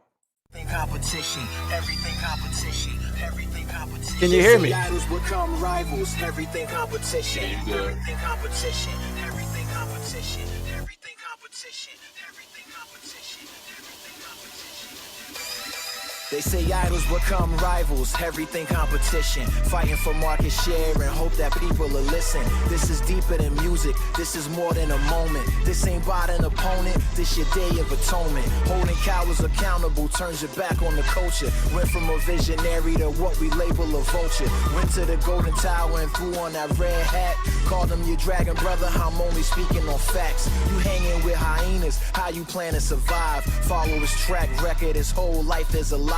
Look at Atlantic City, bankrupted casinos, wasting money on walls, cages full of Latinos, talking about law and order. Look at the southern border, you towing the party line and blame your mental disorder. Fuck you and your feelings, I ain't praying for Judas. Stab holes in the back, family look at him foolish. Some would say that he coonish, this is what a buffoon is. I could care less who the leader of his platoon is. Slavery was a choice, disrespecting his Tubman, running with the Republicans, really thinking they loving them. Play just a pawn, using you as a token. Fuckers assemble smoking, see that his spirit broken. Drizzy got in his bag and Cole sent him a message. Kenny killed him creatively, I'ma teach him a lesson. Class is now in session, you ain't reading the news. Only time he political when he peddling shoes or promoting a project, trying to give it a push. I'm driving slow in the Tesla, blowing spliffs of the kush. See this Tyler on Twitter, whore for the attention. Throwing shade at his wife, he needing an intervention. I ain't here to be friends, not trying to be his homie. He compromising my people in progress by being phony. And fuck Def Jam, cause all they do is enable. See that he's bipolar and mentally unstable. Long as he making music, y'all making some O's. Gap gave him a deal to sell you some used clothes. Remember he shit on Cuddy? Damn, look at him now. Needed him for an album, that's pretty fucking foul. 40 with daddy issues, how you gonna teach your son to stand tall like a man when all you did was run? But who am I to judge? I used to be a fan, but first things first, I'm a proud black man. I call a spade and nothing much more. Beware her the spook who sat by the door. They say idols become rivals, everything competition, everything competition, everything competition. They say idols become rivals, everything competition, everything competition, everything competition. They say idols become rivals, everything competition, everything competition, everything competition. They say idols become rivals, everything competition, everything competition, everything competition, everything competition, everything competition, everything. Holy cow.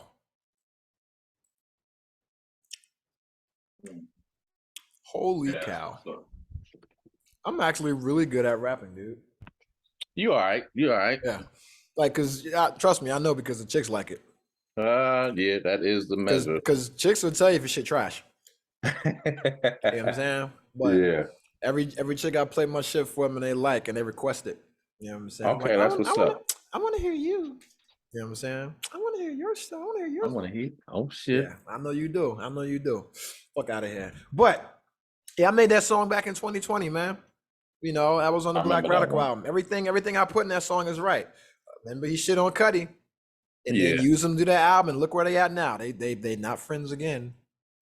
Yeah. Oh man, yo, he killed everybody. He Yeah, he killed shit on his Big wife. Sean. You He know, Big killed Sean, John Legend, just everybody, Wale. right? Oh, he Everybody killed. He stabs said, everybody in the "Damn." back, and then He killed shit, John Legend too.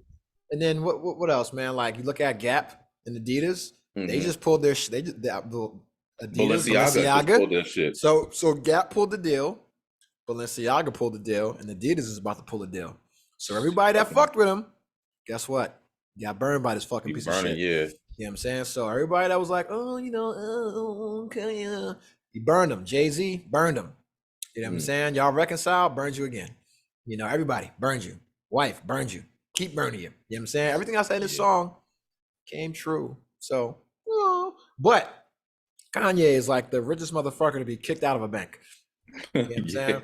And he used that shit. So Kanye got told by JP Morgan Chase that he needs to take his it's like 150 million, something crazy, out the bank and take it elsewhere. And this is before the anti-Semitic comments, right? And the reason why this happened, people are speculating, is because he is he's not a billionaire, all right? Not what? He's a billionaire based on his valuation. He's a billionaire based on the Adidas deal, based on the Gap deal, based on the total value of these deals. You lose these deals, you lose your ability to earn income. You know what I'm saying? Because in these deals, these aren't yours. You're tied to someone. You're tied to Gap. You're tied to Adidas. You know what I'm saying? You're tied to Balenciaga. You're tied. It's not just, hey, Kanye West. That's it. It's not like nothing. He's not making anything. That's why everybody's getting confused. Like, he's not making shit. He's selling just he's selling the name. Yeah, that's it. You know what I'm saying? And so JP Morgan Chase, you know, they look at him, they say, hey, he's a billionaire. He's toxic. He's getting canceled, losing all these deals. And this is before the anti-Semitic shit. This is because he was talking shit about their CEO online. You know what I'm saying? On Twitter. Yeah, that's wild. So they said, okay. They said, take your money out of our bank. But then he used that and tried to say the Jews control the banks. And instead, if they'll tell me to take my money out the bank, what do they do to you? Yeah. Well, first off, guess what? I don't know who the CEO of Navy Federal Credit Union is, right? But let me tell you something. I probably did that shit. Whatever they said, I did it. If Navy Fed say I owe them money, I owe them money. You owe them money. You know what I'm saying? I'll put it like that. You know, if Navy Fed say I owe them money, I probably owe them money. You know what I'm saying? But I'm not trashing their CEO on Twitter. I'm not using my platform of 6 million followers and 12 million followers and this million that to just trash somebody who who holds my money for me. You know, and so now they're like, well, you're going to lose these brand deals because he's borrowing against his credit. His brand is Kanye West. It's Yeezy. Yeah. When the brand gets devalued, you can't borrow this money to get cash to have on hand to fund these ideas. So now it's like, you're not even going to be able to fund your ideas anymore because your name is going to be, you're going to be like Trump. Yeah. Trump, back in the day, before he ran for president. Oh, yeah. He was. No, he's a dickhead. He was. The brand was the strong. name. The brand was strong. The Apprentice, the hotels, the steaks, the ties, everything's like, you could slap this shit on and people will fuck with it for the name. You know what I'm saying? But now he's toxic. They are literally stripping the fucking name off of everything.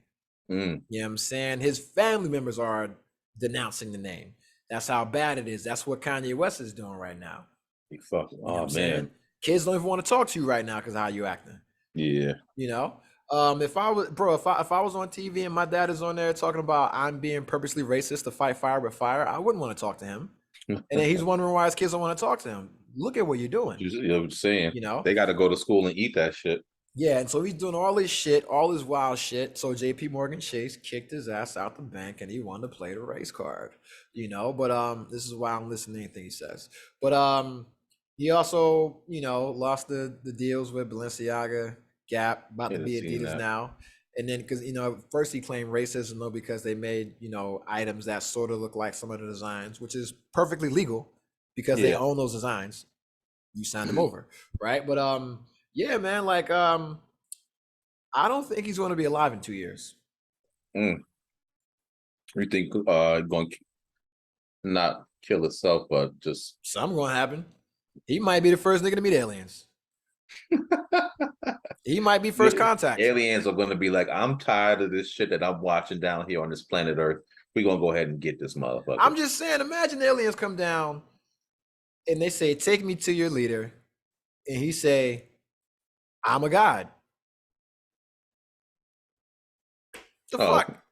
He's getting killed. Yeah, that's some predator shit. Well, now I got You know what I'm saying? I'm a god too. So now zip your head off. Yeah.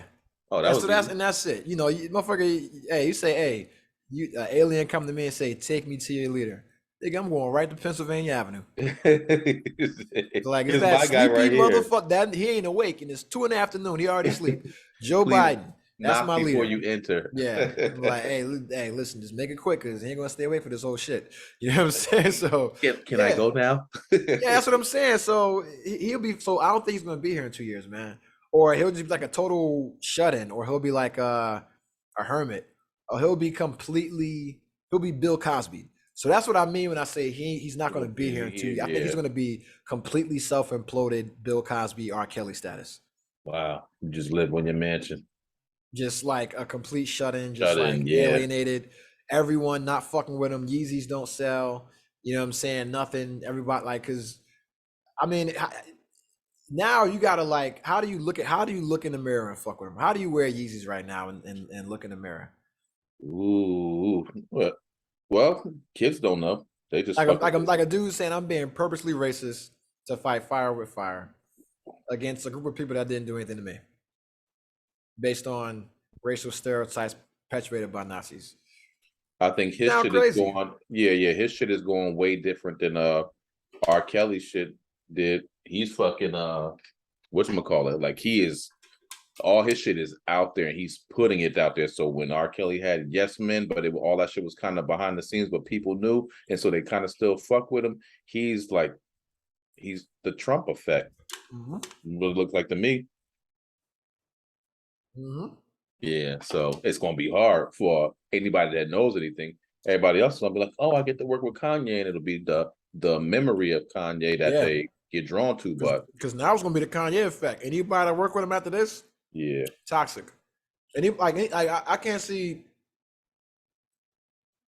it's irredeemable at this point. You know what I'm saying? And so it's all right. like Let's get to some of these topics. We gave him too much shine. Shout out to the NBA.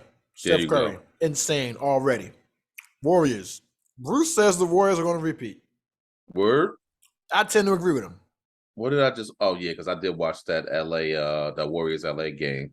Beat that ass. Yeah. Draymond going to LA. Draymond going to LA with LeBron. Anybody LeBron talked to?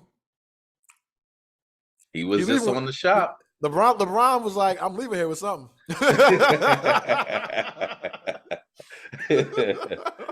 Oh shit! I didn't see. I ended up watching. I caught they do the whole game highlights on YouTube, so I didn't see the whole game. But what was the interaction between Draymond and Poole? Jordan Poole did his thing. He's balling. He is earning that contract. He's a nice young player doing his thing. He said it's water under the bridge. They apologize. It's cool. Mm-hmm. I believe it's good. Yeah. I don't think it's over, but I think it's good. I think it would not be over for me. I would, for the sake of the team. I'm going to catch the fade.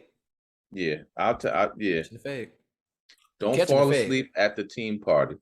Nah, you catching the fade because it's like, yo, you know what? I pushed you and you swung on me. I wasn't expecting that. I can't say you sucker punched me because I pushed you first. Yeah. All right. So now, fuck it.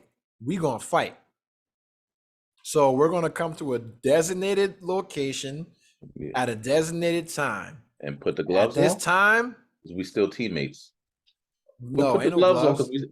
We could put MMA gloves on. We could put MMA gloves on. The low ounces. Yeah. Yep. We could put 4 ounce gloves on. We could put 4 ounce gloves on. And you got to hit me bare knuckle, but I'm going to whoop your ass. Yeah, no, it's going to be a fair fight.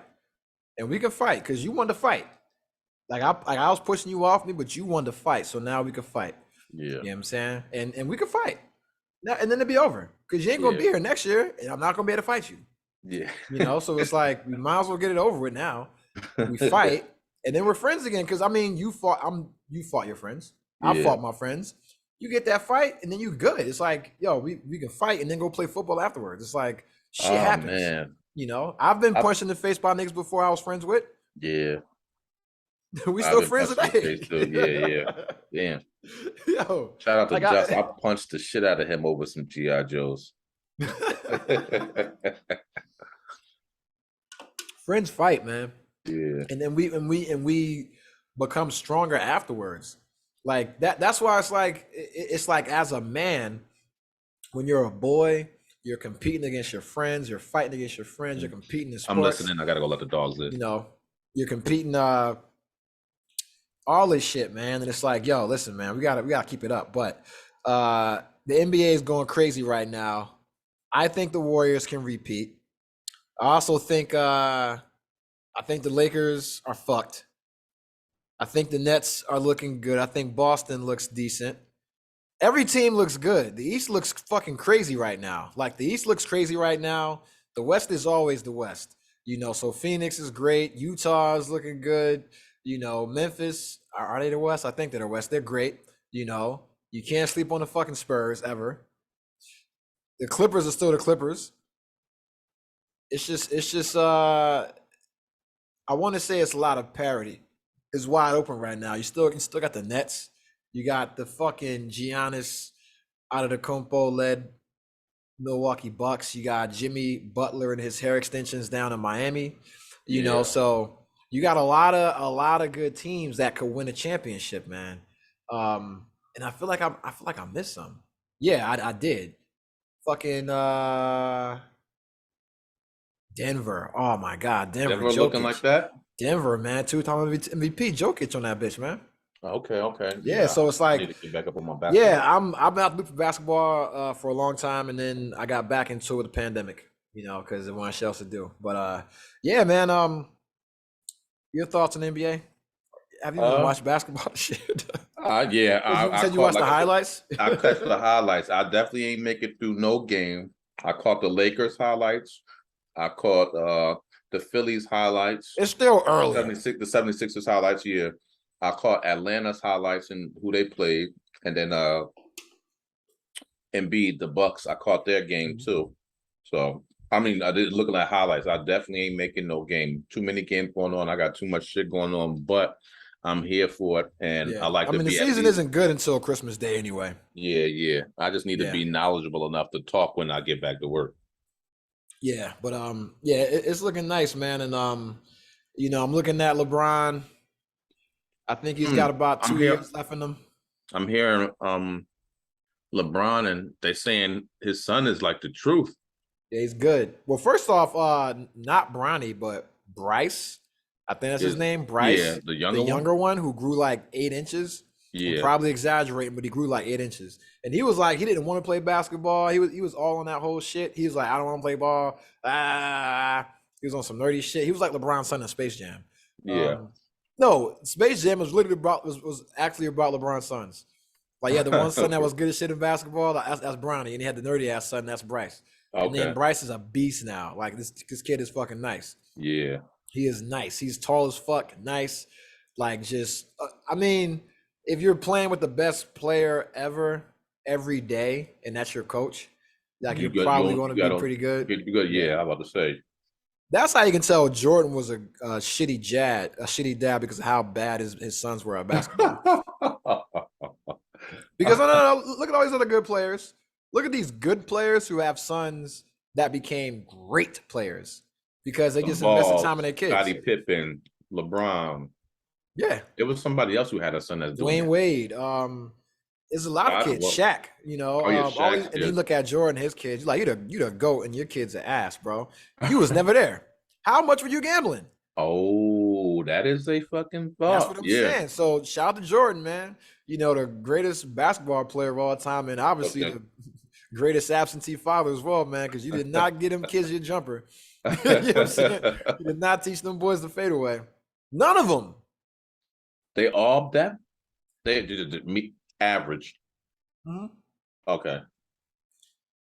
I mean, they're all great people.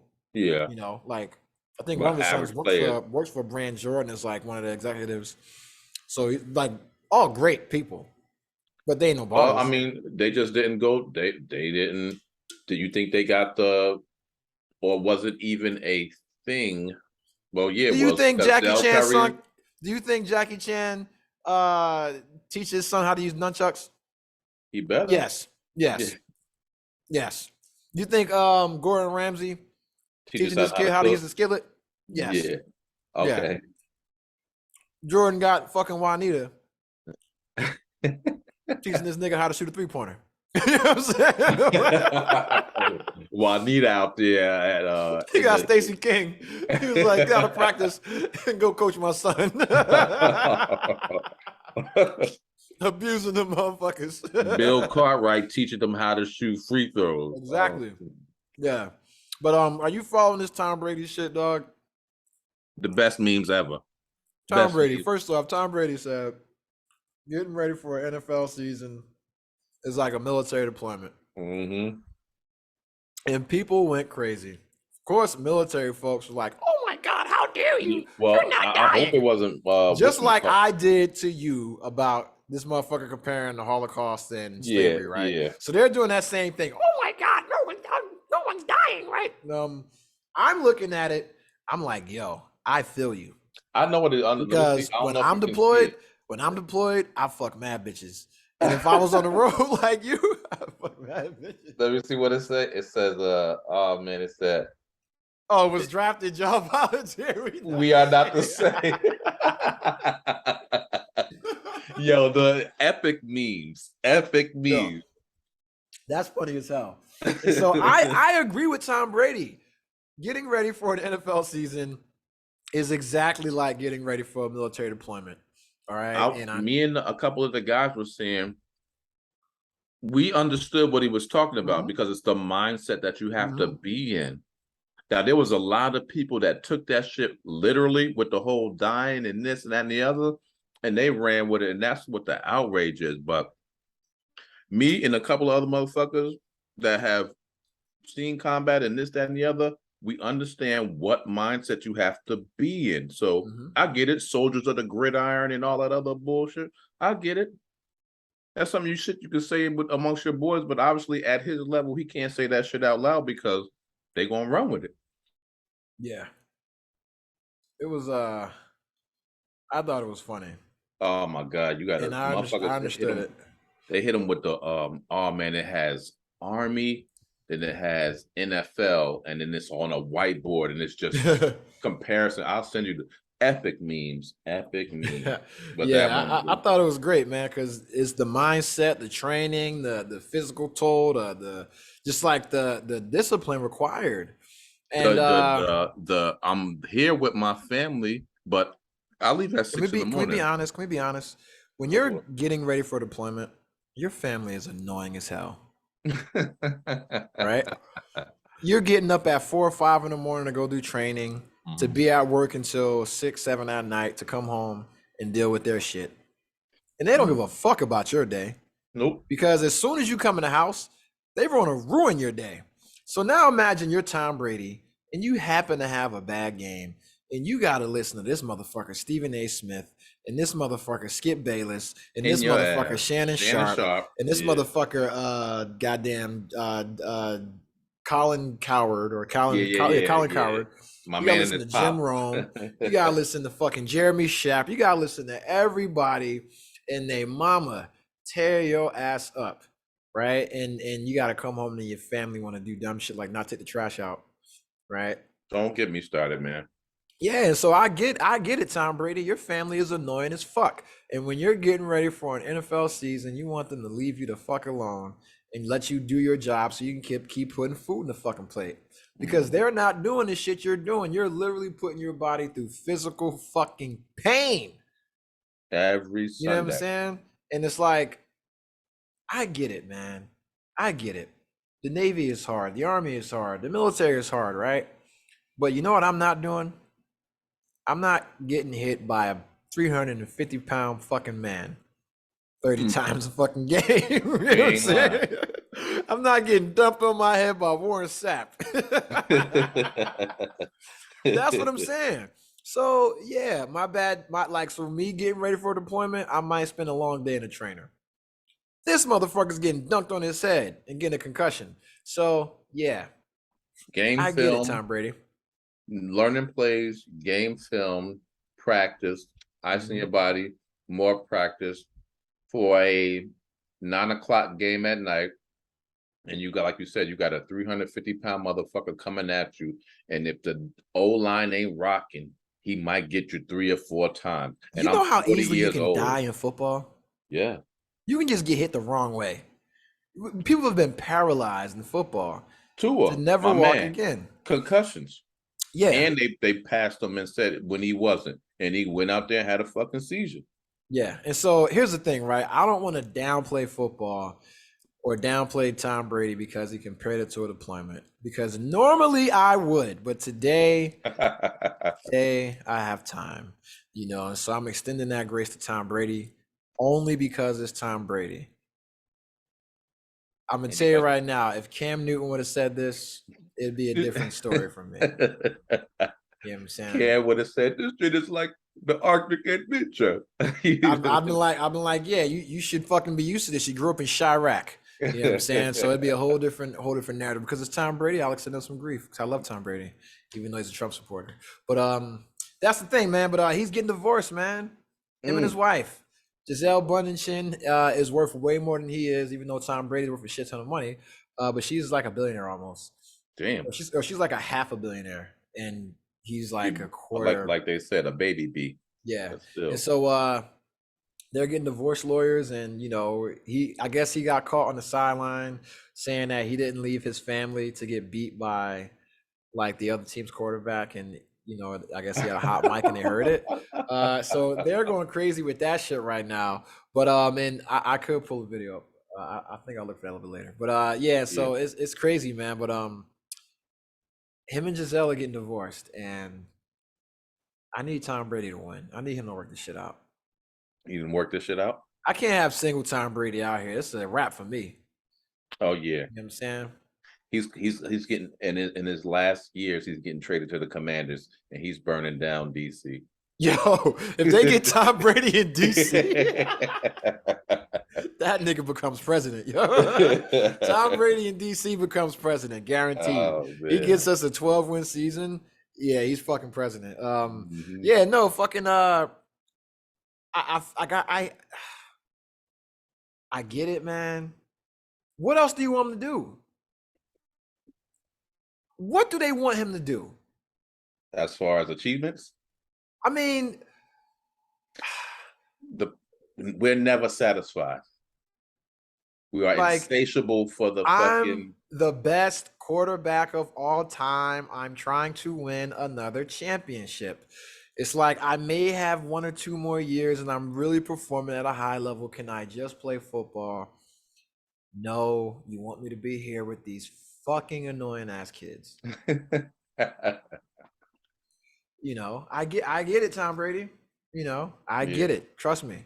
I got a kid. I get it. I definitely get it. I'm looking for my deployment right now. Yeah, trust me, deployment. I wish I could deploy right now. You know what I'm saying? I'm about to create a deployment. I'm about to tell my baby mom, like, I gotta go on a site visit. That's one thing I do. I go to site visit, but not for like a week. That's it. You know what I'm saying? Like my, you know what? They're going to Hawaii. I'm gonna miss it. I'm whatever job. I'm gonna have to get a job where I get. You gonna miss the deployments? Yes. Yeah. I'm gonna miss the traveling. I'm gonna miss the I'm gonna miss the deployments. Not on the right back. You off the chain. I'm gonna miss. I guess this is my moment. Now we have Calvin's Corner with Calvin Meacham and why I'm going to miss the military. I'm gonna miss it. I think I've been so used to going that it's like I'm like a shark now. Like to slow down is almost to die almost, and I don't want to die. I ain't gonna miss I'm gonna miss the camaraderie. I'm gonna miss the suck with good friends. Pause. Oh, you can still suck with some good friends. Yeah. You can still suck some good friends. I was the same way. I miss the deployments, even though I hated them. I missed them. It's part of the routine. It's part of your lifestyle. You're so built for this shit. Yeah, it's like if you're in jail 20 years and you get out, you're gonna miss the fights. You'll miss the stabbings. I'm gonna miss the grilled cheese on the iron. That don't mean it was okay. It was just the status quo, nigga. Yeah, man. I'm gonna miss the phone checks, you know. Shout out to Jay Hood. I'm gonna miss the cavity searches.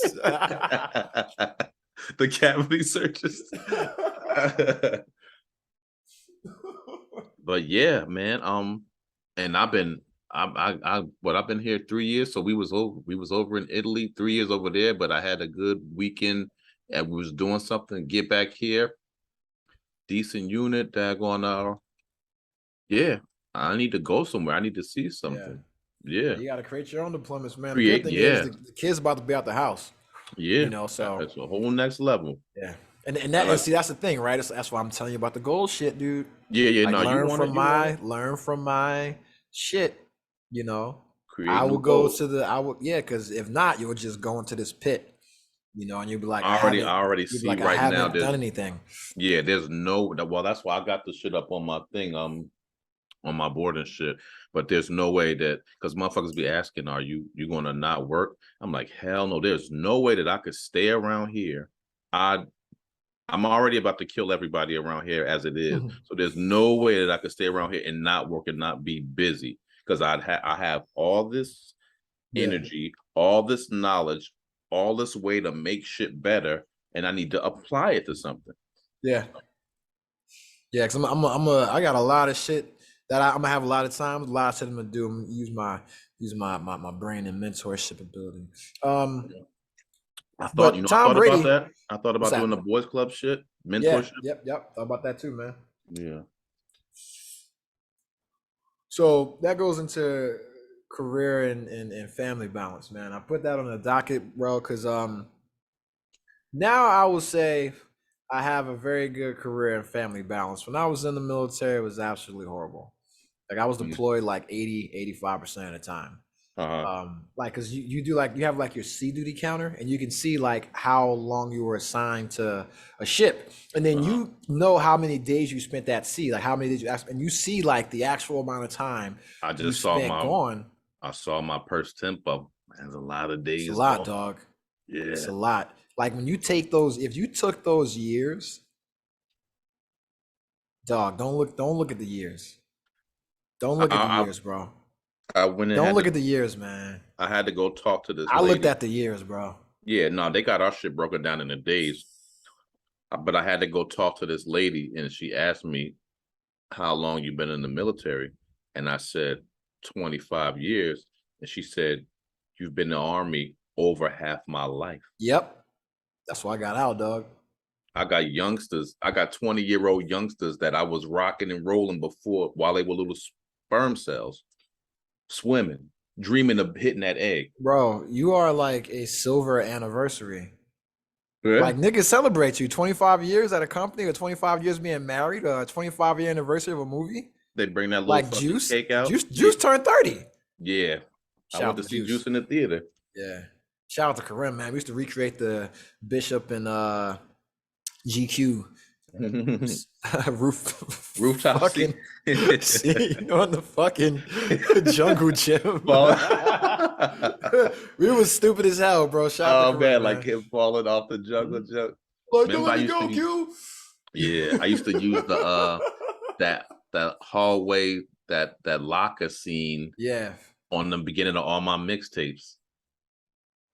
Yeah, that shit, man. Like, yo, man, great movie, man. But work-life balance, man. Work-life balance. You looked at the counter. I looked at the counter. It's a lot. I had a shitty balance in the military. I have a great balance now.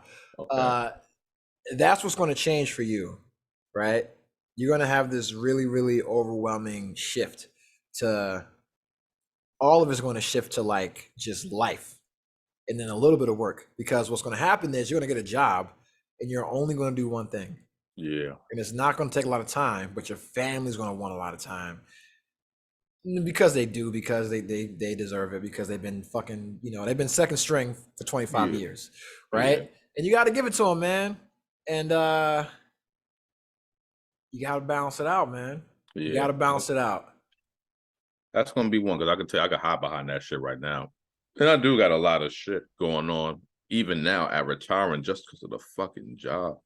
But yeah, because you can't do nothing, and you don't want to do everything, right? So it's like you want to spend time with the kids, but you don't want to be like that hover parent, that micromanaged parent. You don't want to become like the extreme soccer dad. You want to be good, stay at your level, improve, but not go crazy, right? But it's like, and you don't want to you don't want to smother your wife because you've been gone for so long. She's had her time, right? And now it's like, now I gotta fucking, and this ain't just for you. This ain't just for everybody listening, bro. All my folks getting out the military, or if you're starting a new transition, or if you're just thinking about just work-life balance in general, this is shit you got to think about. You have to think about how much time you balance between your own personal life and your significant other, because you need you time. It's like, I need time to do Torian, but I also have to do my wife. So the fucking milkman doesn't. You know what I'm saying? Shout out to Jody. Shout out to Jody. Yeah, so it's like I gotta do me, but I also gotta do her as well. I also gotta do my fucking job. You know what I'm saying? So, and it's crazy now, man. But I talked to a lot of folks today. You still gotta you want to maintain the lifestyle, and now that you're out and you can devote time to other shit, you want to, like, it's your prime opportunity to increase the lifestyle. Yeah, and so I'm saying this because you're gonna be in a great situation, and most folks that are making career changes, they find themselves in the same situation. And I tell people, and I've said it on the pod a million times, this ain't like new fucking groundbreaking shit. Like, this how my life is structured. Like, I work to support a lifestyle. Yeah. My lifestyle isn't work. You know what I'm saying? And so it's like, as long as I make enough to do what I want to do, buy weed, pay for internet, take my daughter to places, you know what I'm saying, pay for my shit, live a comfortable lifestyle, I'm good right there. I don't ever have to exceed that tax bracket. I don't have to elevate. I don't need this crazy like generational wealth fucking plan. It's like, no, I'm gonna just do this shit the normal way.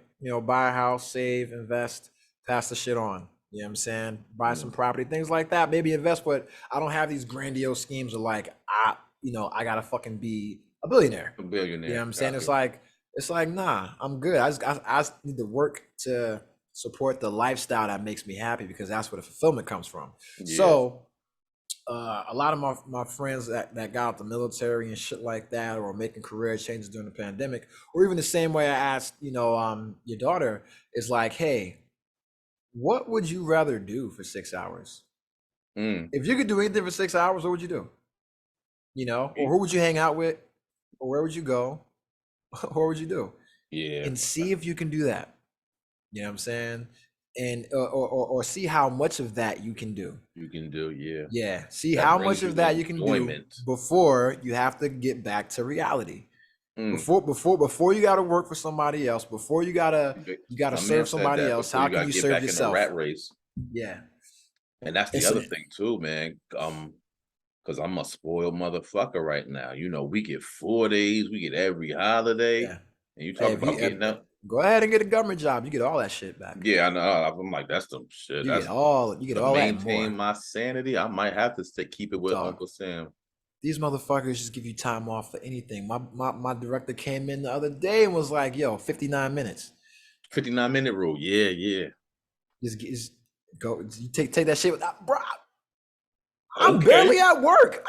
So it makes no sense to take it on the day I don't come in the office. Mm-hmm. So I want to take it next Friday. You know what I'm saying?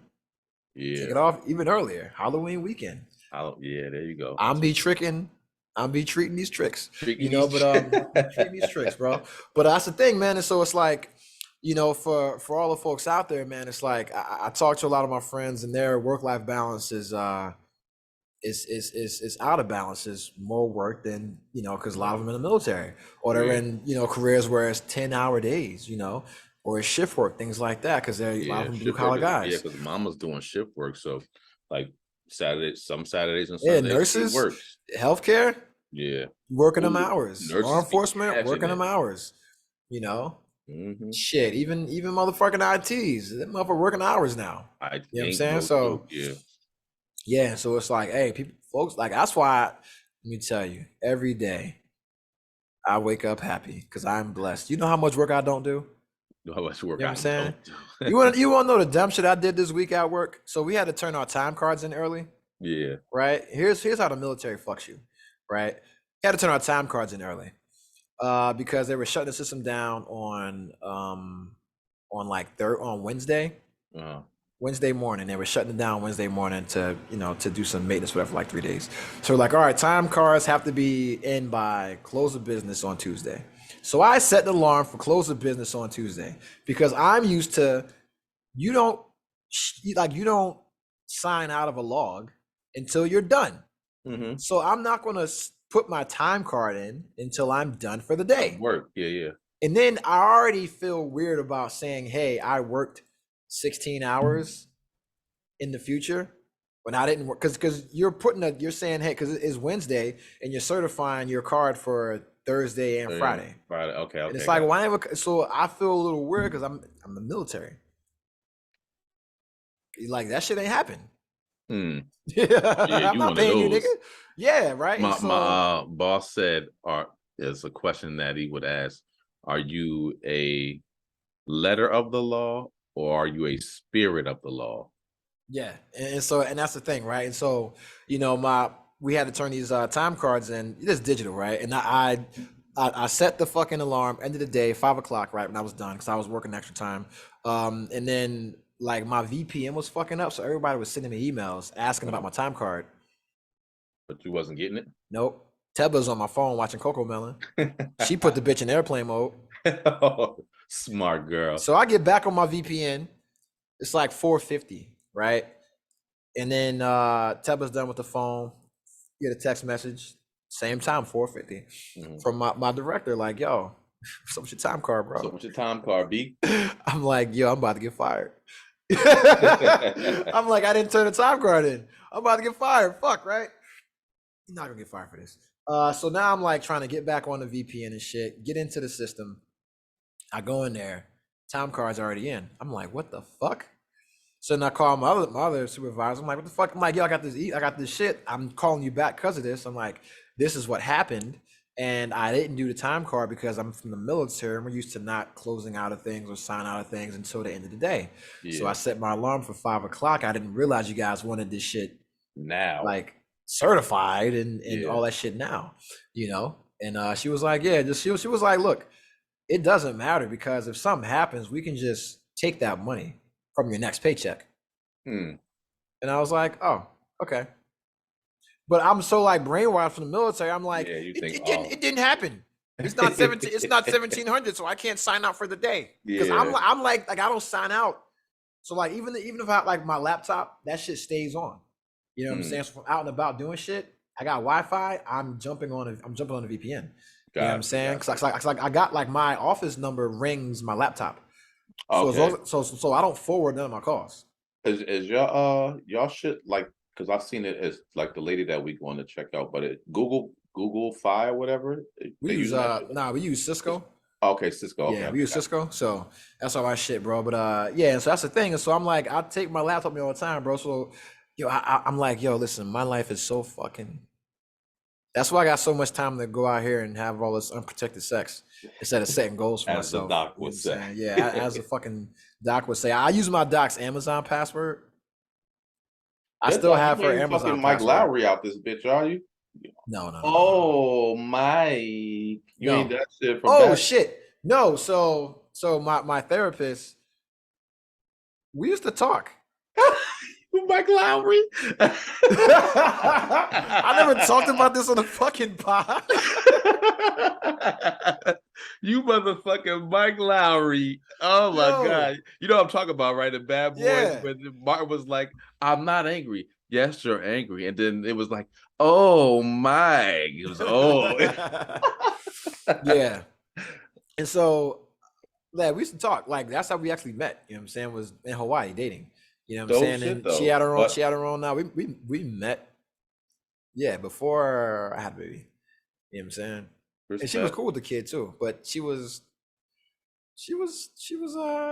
traveled too much. Okay. She was like based in Hawaii, but rarely ever there. You know what I'm saying? So epic life with that. Yeah, from Chicago, based in Hawaii. like ran the like had the military practice out there on her own private practice. You know what I'm saying? So doing well for herself, pretty, really nice. You know what I'm saying? Also messy apartment. Messy You know what I'm apartment. saying? Man, the Also messy professional apartment. women can't keep a clean house, huh? Yeah, but very smart, very great. You know what I'm saying? She used to smoke weed. I couldn't smoke weed, but she smoked weed though. Okay. Yeah, because I was still in the Navy at the time. But yeah, we used to talk. You know what I'm saying? We did it for a minute. But I didn't wanna pursue anything further because I told her, I was like, your lifestyle ain't conducive for mine. I was like, I need somebody that's gonna be here. Respect. And you ain't never here. So I was like, I'd rather just Oh, damn, if that ain't the fucking reverse. Yeah. Yeah, right. Fucking, and so the universe. And so that's the thing, right? And so after that, we started talking, and I was like, you could take me on as a client, and we can keep it professional, you know. And she's like, all right, cool. So that was it. Because I wanted somebody that I knew. Because that's why that's somebody that I knew.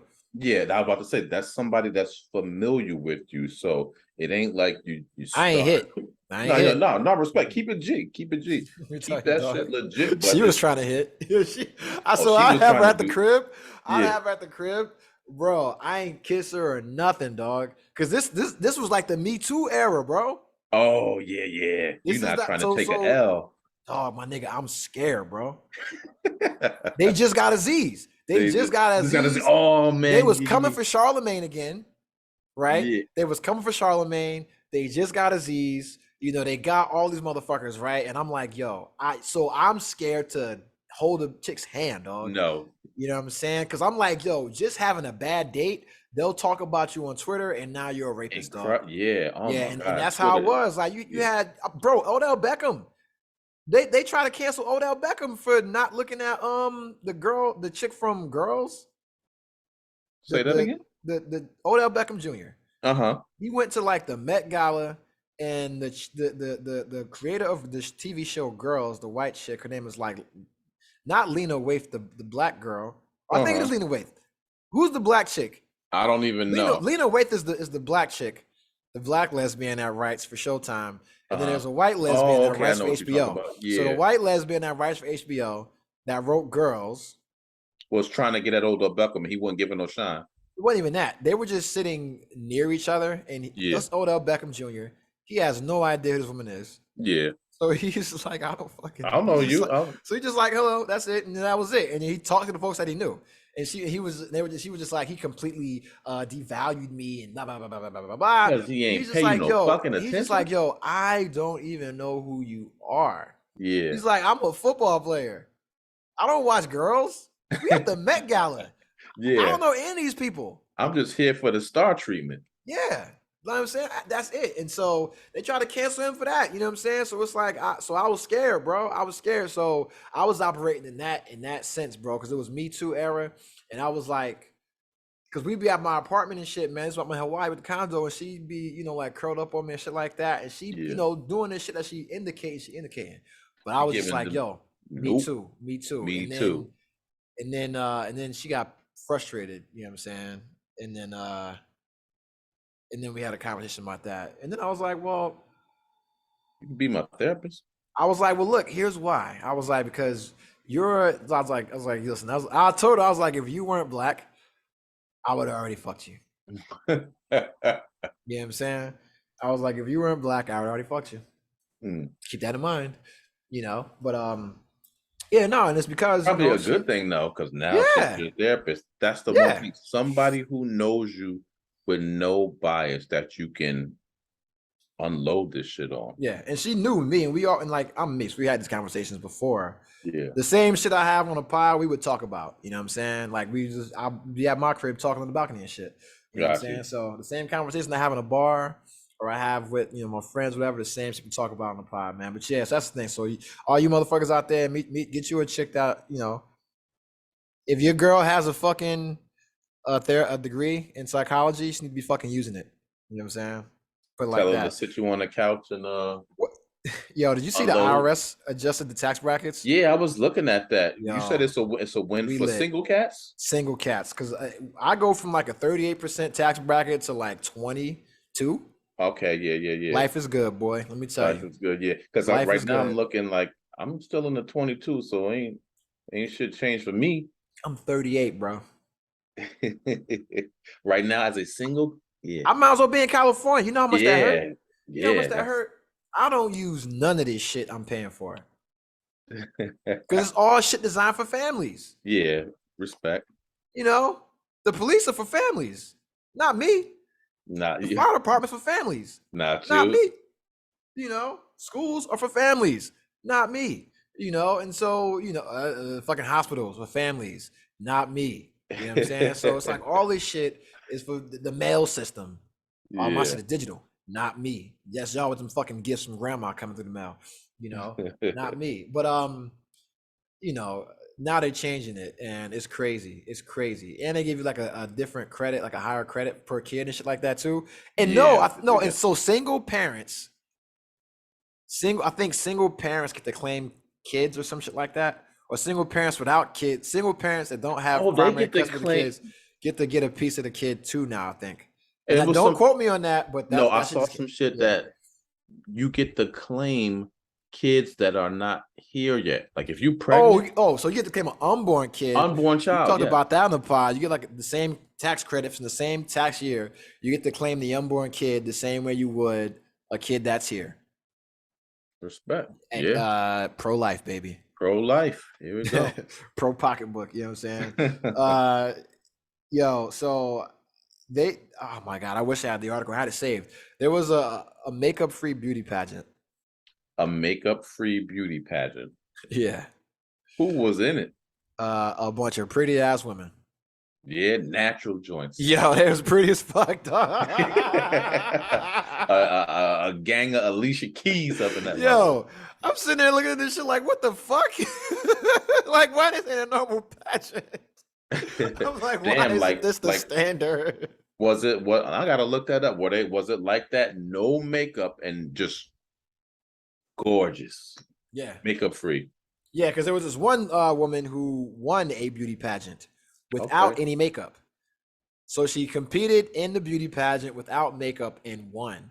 And then I looked further and saw that they have makeup-free beauty pageants, the same that they have like natural bodybuilding competitions, you know, so you don't use steroids. 5 days ago, makeup-free Miss England. Oh, Miss England competes makeup-free in Thursday. Let me see.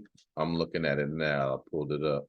Yeah, that was a new one too. Yeah, so she competed, and I'm like, yo, I like that. I like that. Oh man, that's dope. Same. I think if you do that for girls, that's dope. Same criteria, just no makeup. No makeup. Okay, damn, dope shit. Yeah.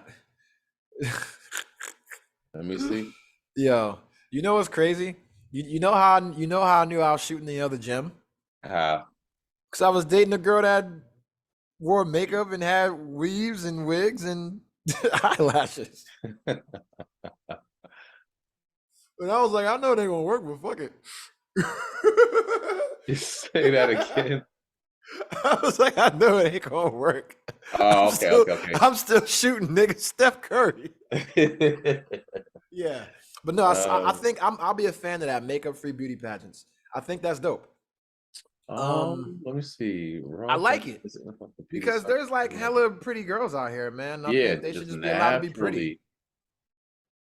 Because then I think if you do makeup free, you do all surgery free, everything. And just go back to embracing the natural. No bodies. BBLs. No BBLs, no nothing, man. Just natural beauty. No mommy makeovers. Yeah, none of that shit. I'm looking at the daggone contestants. Yeah, I see her compared to the other ones. Okay, yeah. She's still in there. Makeup free. Yeah. Okay, respect. And my thing is, I'm like, yo, man, listen. What would R? Because you know it always got to come back to got to be tit for tat, right? So what would ours be? If they do makeup free beauty pageants, what do we do? Well, we don't wear fucking no hair pieces. No. What's that shit called? What's the black shit that they no Beijing? No Beijing. No Beijing. You gotta do natural hairlines. You gotta get your natural hairlines.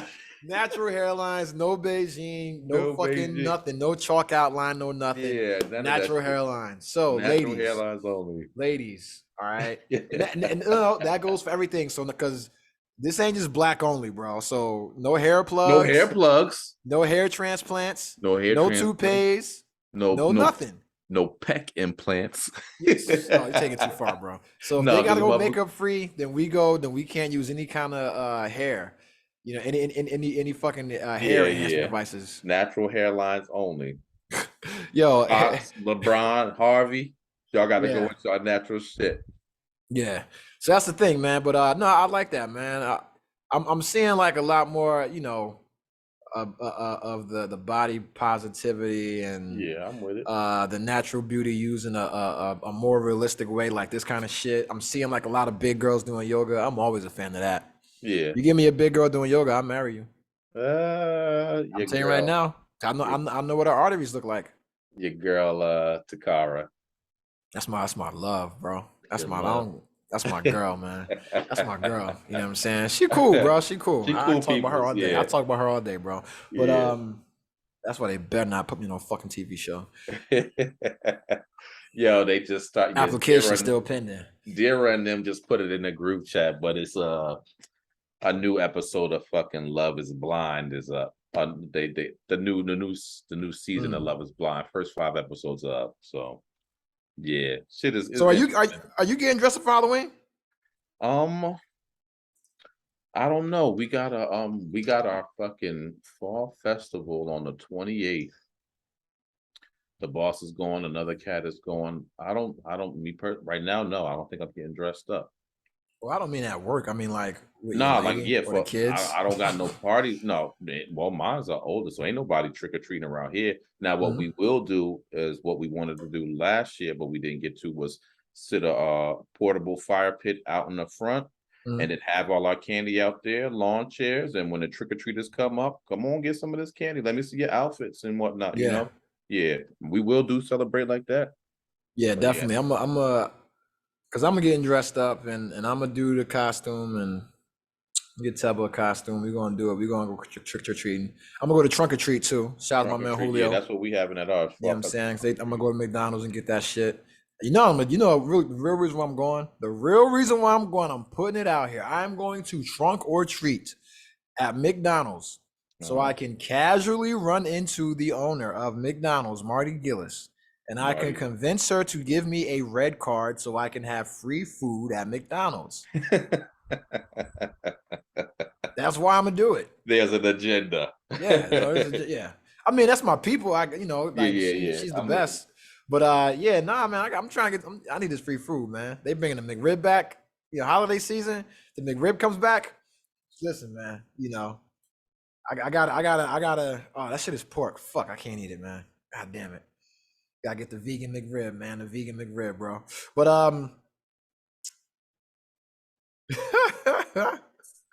yo, and we just touched on this, bro. So a recent study done by the Bureau of Labor has shown that half of baby boomers and Gen X plan on working past 70. Not me, B. Okay, now hold up. You say that right now, right? So I was out at breakfast. Yeah. With Gerard and Bruce. Yeah. Them motherfuckers still working. Well, Gerard still works, right? But Bruce still has a job, right? Yeah. But I'm like, yo, I was telling them, because they were like, okay, you retired from the military and you started this new spot and you did this other thing now, this other job. And I was like, yeah, and I'm gonna probably be here for a couple of years, and then I'm gonna do something else. I'm gonna, like, if I can get into consulting, right, and have my own, just practice and just consult other agencies or other businesses, I'll do that, right? And they're like, yo, that's crazy because we would never think about that. Like, we're just happy to have a job. You know what I'm saying? Like at that age, like at your age, you would never think about leaving a career, like leaving a job and doing something else. Like we just saying that to you, Gerard. Well, I get that from Bruce. Okay, yeah. Because he always had to switch it up. So I'm like, well, shit, if he could do it in the Reagan era, I can do it now. could definitely do that shit now. We got Wi-Fi. The internet is the highway for everything. You had to go fill out a job application and bring that shit back.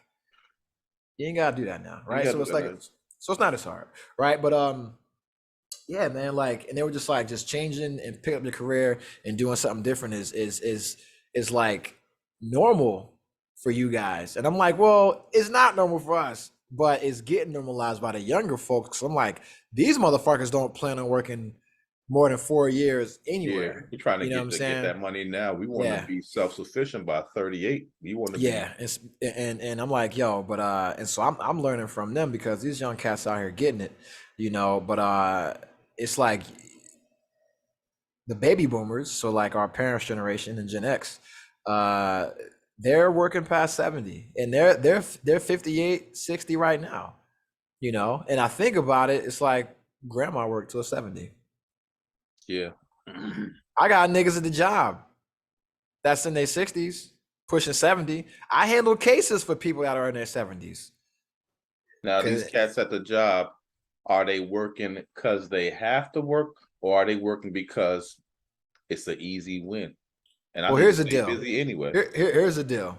If you are somebody that's a GS15 and you've been a GS15 for 10 years, you don't have to work anymore. It's an easy win.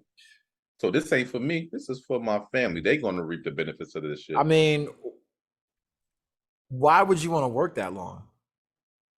Just to stay busy. You got to. Why do you want to stay busy? Because the idle mind is the devil's playground. Okay. You don't have to have an idle mind. Yeah, no. But the question is, why do you want to work till you're 70? Because we're not talking about like working for yourself. Yeah. Now that's what I would do. I would work for myself. I'd be Bruce. We're not talking about millennials. We're talking about baby boomers and Gen X. Motherfuckers that's 50, 60 already right now. Like, I'm gonna work for 10 more years. You supposed to be retired. You can't do that. Inflation is a motherfucker. Don't have an adjustable rate mortgage that you just because you got a good job that you're holding on to. Yeah. So you fighting for your life. You got a nest egg. I think I heard that they just wiped out 5 years of profits in the stock market. So if you had a plan on fucking retiring and you were supposed to use your TSP or your whatever your portfolio was, and they just wiped out 5 years and they set you back, I guess I'll keep going because it's an easy win and I'm making decent money. And yeah, those are the thoughts that run through my head. And so that speaks to the person that has like that really great job. That's an easy win. Exactly. That's not everybody though. What about that person that's busting they fucking ass? Because you see these old ass bus drivers, old ass crossing guards, old ass security guards at the old ass workers just old ass. And this is me saying old as fuck. Like, I'm not old as fuck. Yeah. Like, I'm 40, so I'm in that category. I'm in a protected category. Once you turn 40, you are now in a protected category for age discrimination. So I'm not saying they can't work. My question is, why do you want to work at that age? Is there something else that you'd rather do? So my question is, are they saying they want to work until they're 70 because they want to work or because they have to work? And then for you, what would you want to do? They're saying they want to work. The majority, I believe, because I don't think anyone has the savings to retire. Yeah, in my expert opinion, shout out to Math Alpha, they have to work. And in my particular position, if I get out the right way, the kids' college is pretty much paid for. So just like we were talking to her earlier, she's in a privileged position to just figure out what the fuck you want to do and go do it. The struggle, the worry that we had, how are we going to do this, or is mom going to pay for this? Who's going to foot this bill? They don't have that. So they got the privilege to just figure out what the fuck they want to do.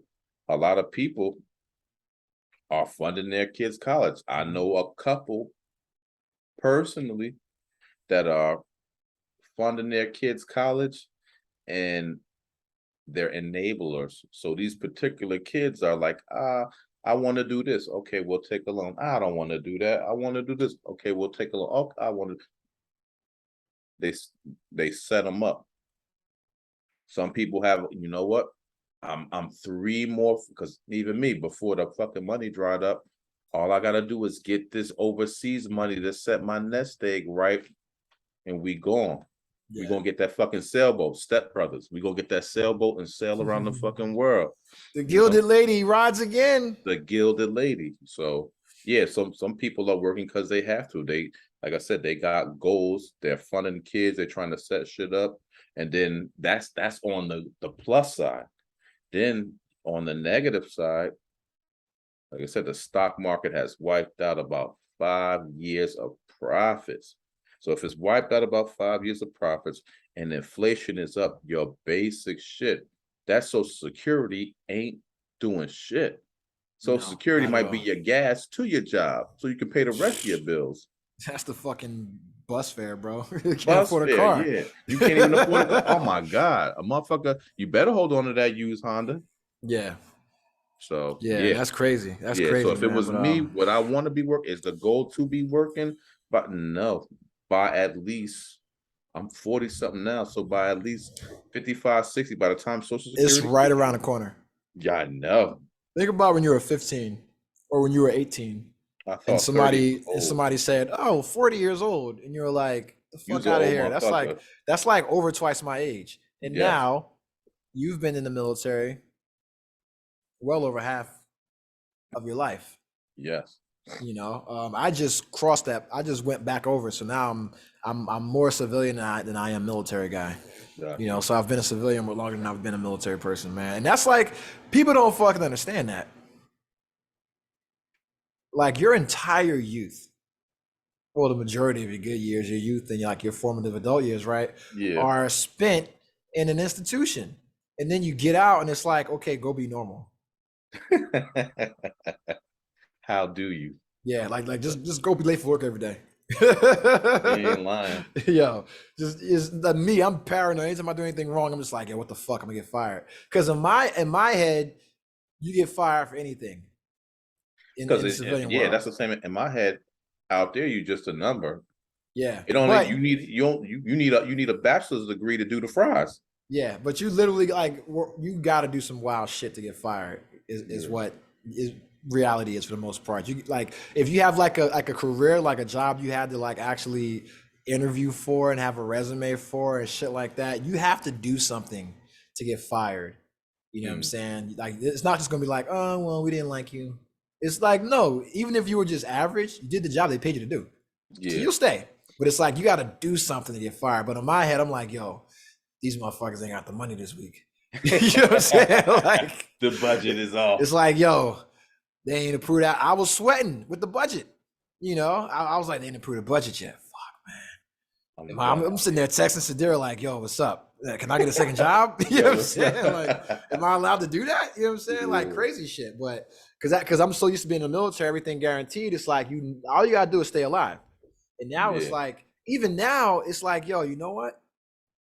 Something could happen where I could not get paid. And I have no protection. Yeah, they hit my man with that. They hit my man with the fucked up time card shit, and they didn't. So he didn't get paid for like a month. Yeah, until over time card shit. Yeah, and this shit like that, and it's like, yo, in the military, you got all these protections. You know, Servicemen, Service Relief Act. You got MWR. You got a bunch of motherfuckers. Navy Marine Corps Relief Society, all that kind of shit, right? You all got their money. What you got? The bank? The bank. Every time. You got to pay that shit back. You got to pay more than what they gave you. Oh yeah, interest. That's not fair. Damn. You know, but that's the thing, man. But yeah, bro. For me, it's like, yo, I got about till I'm 55, man. Yeah, that's what I'm saying. About 55. If that, I got till I'm about 50. Like I'm gonna grind it out super hard. I'm gonna grind it out with the investment. I'm gonna grind it out with the saving. I'm gonna grind it out with the investment. Grind it out with the fucking business ideas, things like that. Try to monetize every piece of fucking creativity I can, and then just do something. So I gotta work until Teba graduates. So after work, I gotta keep a job. So this job I have, I can keep till I'm 60. How old? Did you do the math already? How old will she? How old will you be when she graduate? I'm 40. I'll be what is that? 16 years since she's already 2. I'll be 56 from high school. Right. So I'll be 60 from college. 60 from college. Wah. Yeah. So I worked till I'm 55. You know what I'm saying? Kyle will be paid for her because she'll be smart. Plus her you know, her mom's side of the family is rich. Yeah. They got money and land. They're good. You know what I'm saying? We're the poorest. We're like, what's coming to America? Coming to the man. Oh, we the McDowells. Oh shit, we the McDowells. We doing good, huh? Yeah, I got a big house, huh? Yeah, but that's it though, man. But yeah, man, shit is crazy, bro. Shit is crazy. We've been all the fuck over the place, man. All over the place. I'm not trying to work, bro, until I'm 50. It's almost 3:00 right now, bro. Yeah, it's about time to call it. I gotta I gotta get the fuck out. And I got actual work to do. Yeah, so salute to you, man. Before we get out of here, you're right there for the people. Like you told Shorty, find your passion out there. Find your shout out to Grandma Jackie. Find your passion and work towards it with fucking relentless like energy or whatever, but don't let nothing stop you from your passion. And go to see the nation's capital, because Black people put a lot of work into there. A lot of work, more than you know. So get you some DC.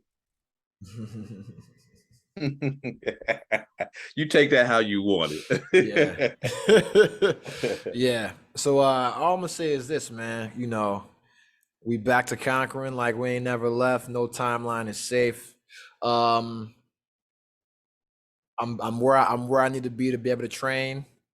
I'll be joining the gym in 2 gyms in the next 30 days. Hopefully I can just join one that has everything. Did you I know they do it for USAA. I don't know about for Navy Fed, but that USAA gym shit, like you pay like, I think you might pay $75 twice, and then it's $25 a month, and you got access to damn near any gym under their shit in the nation. All them Fit for Life, them 24-hour fitnesses, you get access to them for $25 a month. Yeah, I've never heard of that. I'm about to look that up now. Look that shit up. It's definitely a USAA thing, because I got to sign up for it, because like I said, $75 twice, and then you drop that $25 a month. But then anywhere you go, you are under the USAA umbrella, and you get access to these gym facilities. So some fly shit in your area, I'm going. Yeah, AAA does some shit like that as well. They got a lot of good shit, man. I need to use it more. But yeah, man. So I'm be in the gym. I'm be joining the gym. Back to training hard for real. We're gonna do 2 amateur fights in 2023. Hey, I'm coming. Shout out to Idris Elba, big inspiration. Really anybody, you know, anybody going after what it is they love, going after their passion, going after a second act, you know, going after a career change, you know, trying to put another tool in the toolbox, you know, because for us, and this is why, you know, I told that whole story about the weekend, why it was so long, why I texted you at, you know, 4 a.m. saying I can't do the pod. I can't at do 9. the pod. You know, but yeah, it's because a lot of you guys are Renaissance men.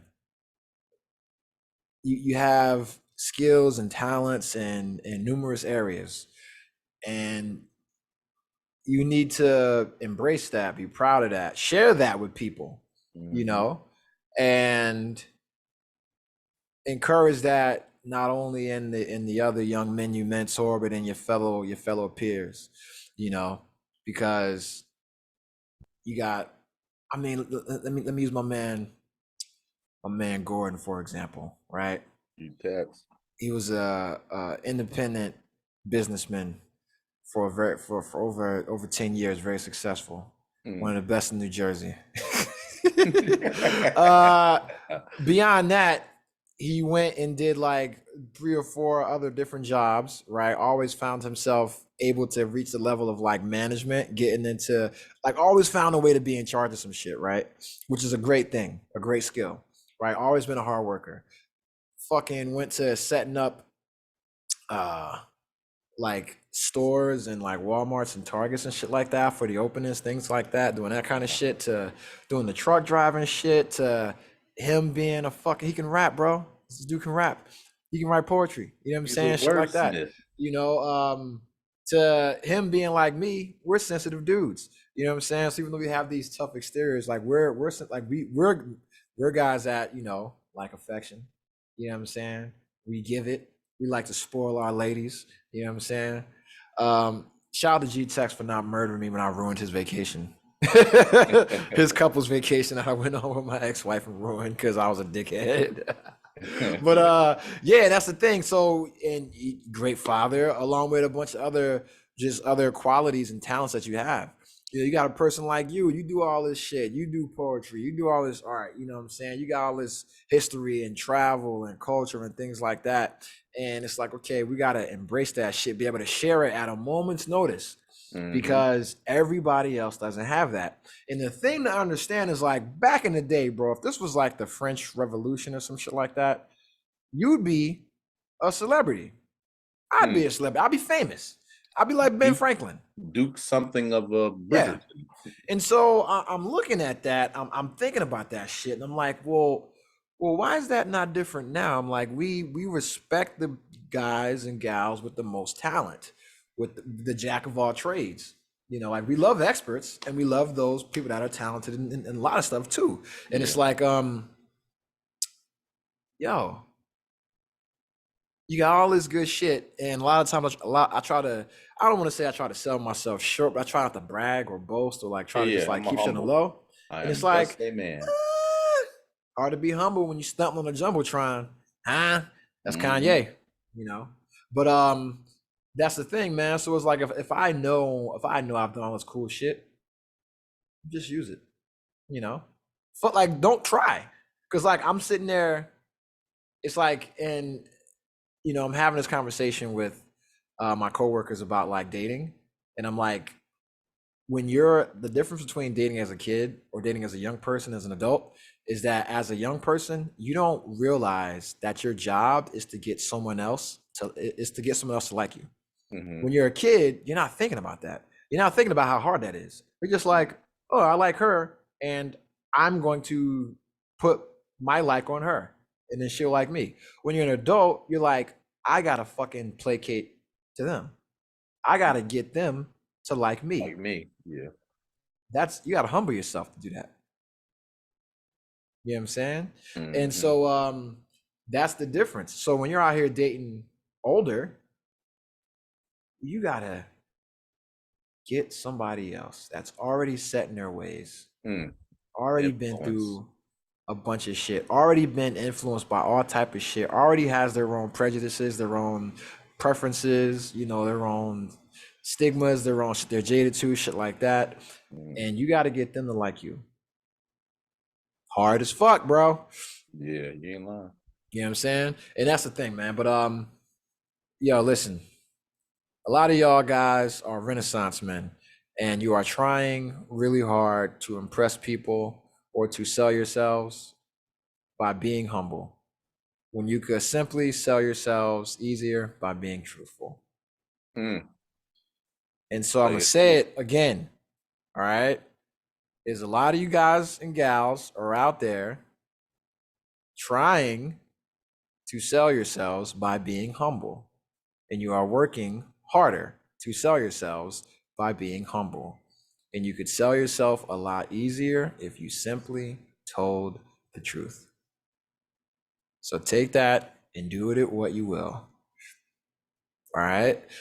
With that being said, I'm going to probably drink some more liquid death because I drank way too much alcohol this weekend, and I'll probably eat some party mix.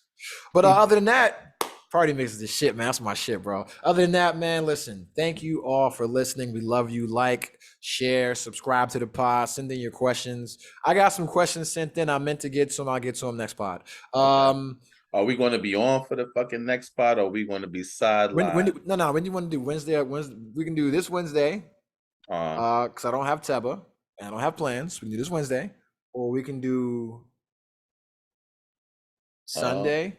No. Sunday I'll be in Jersey. Sunday I'll be in Jersey. Yeah, Sunday I'm gonna be in Georgia. Daggone So we can do this Wednesday or we can do next Wednesday. We'll do this Wednesday. Okay, cool. You got a nice list of topics and questions and shit? I'll have one. Okay, yeah, we'll do this Wednesday. Yeah. I fucking I get checked out on Monday. Blase. I jump Wednesday. Yeah. So if I make it through that jump, I'll come on the pod. Yeah. Yeah, I mean, and besides, man, whatever we do on Wednesday, that shit could be an hour, bro. Like, we just gave you 5. What the fuck you expect for free, man? Fucking Arabs done fucking ran a plane into the Twin Towers, raised the price of Coke 10 grand up this week.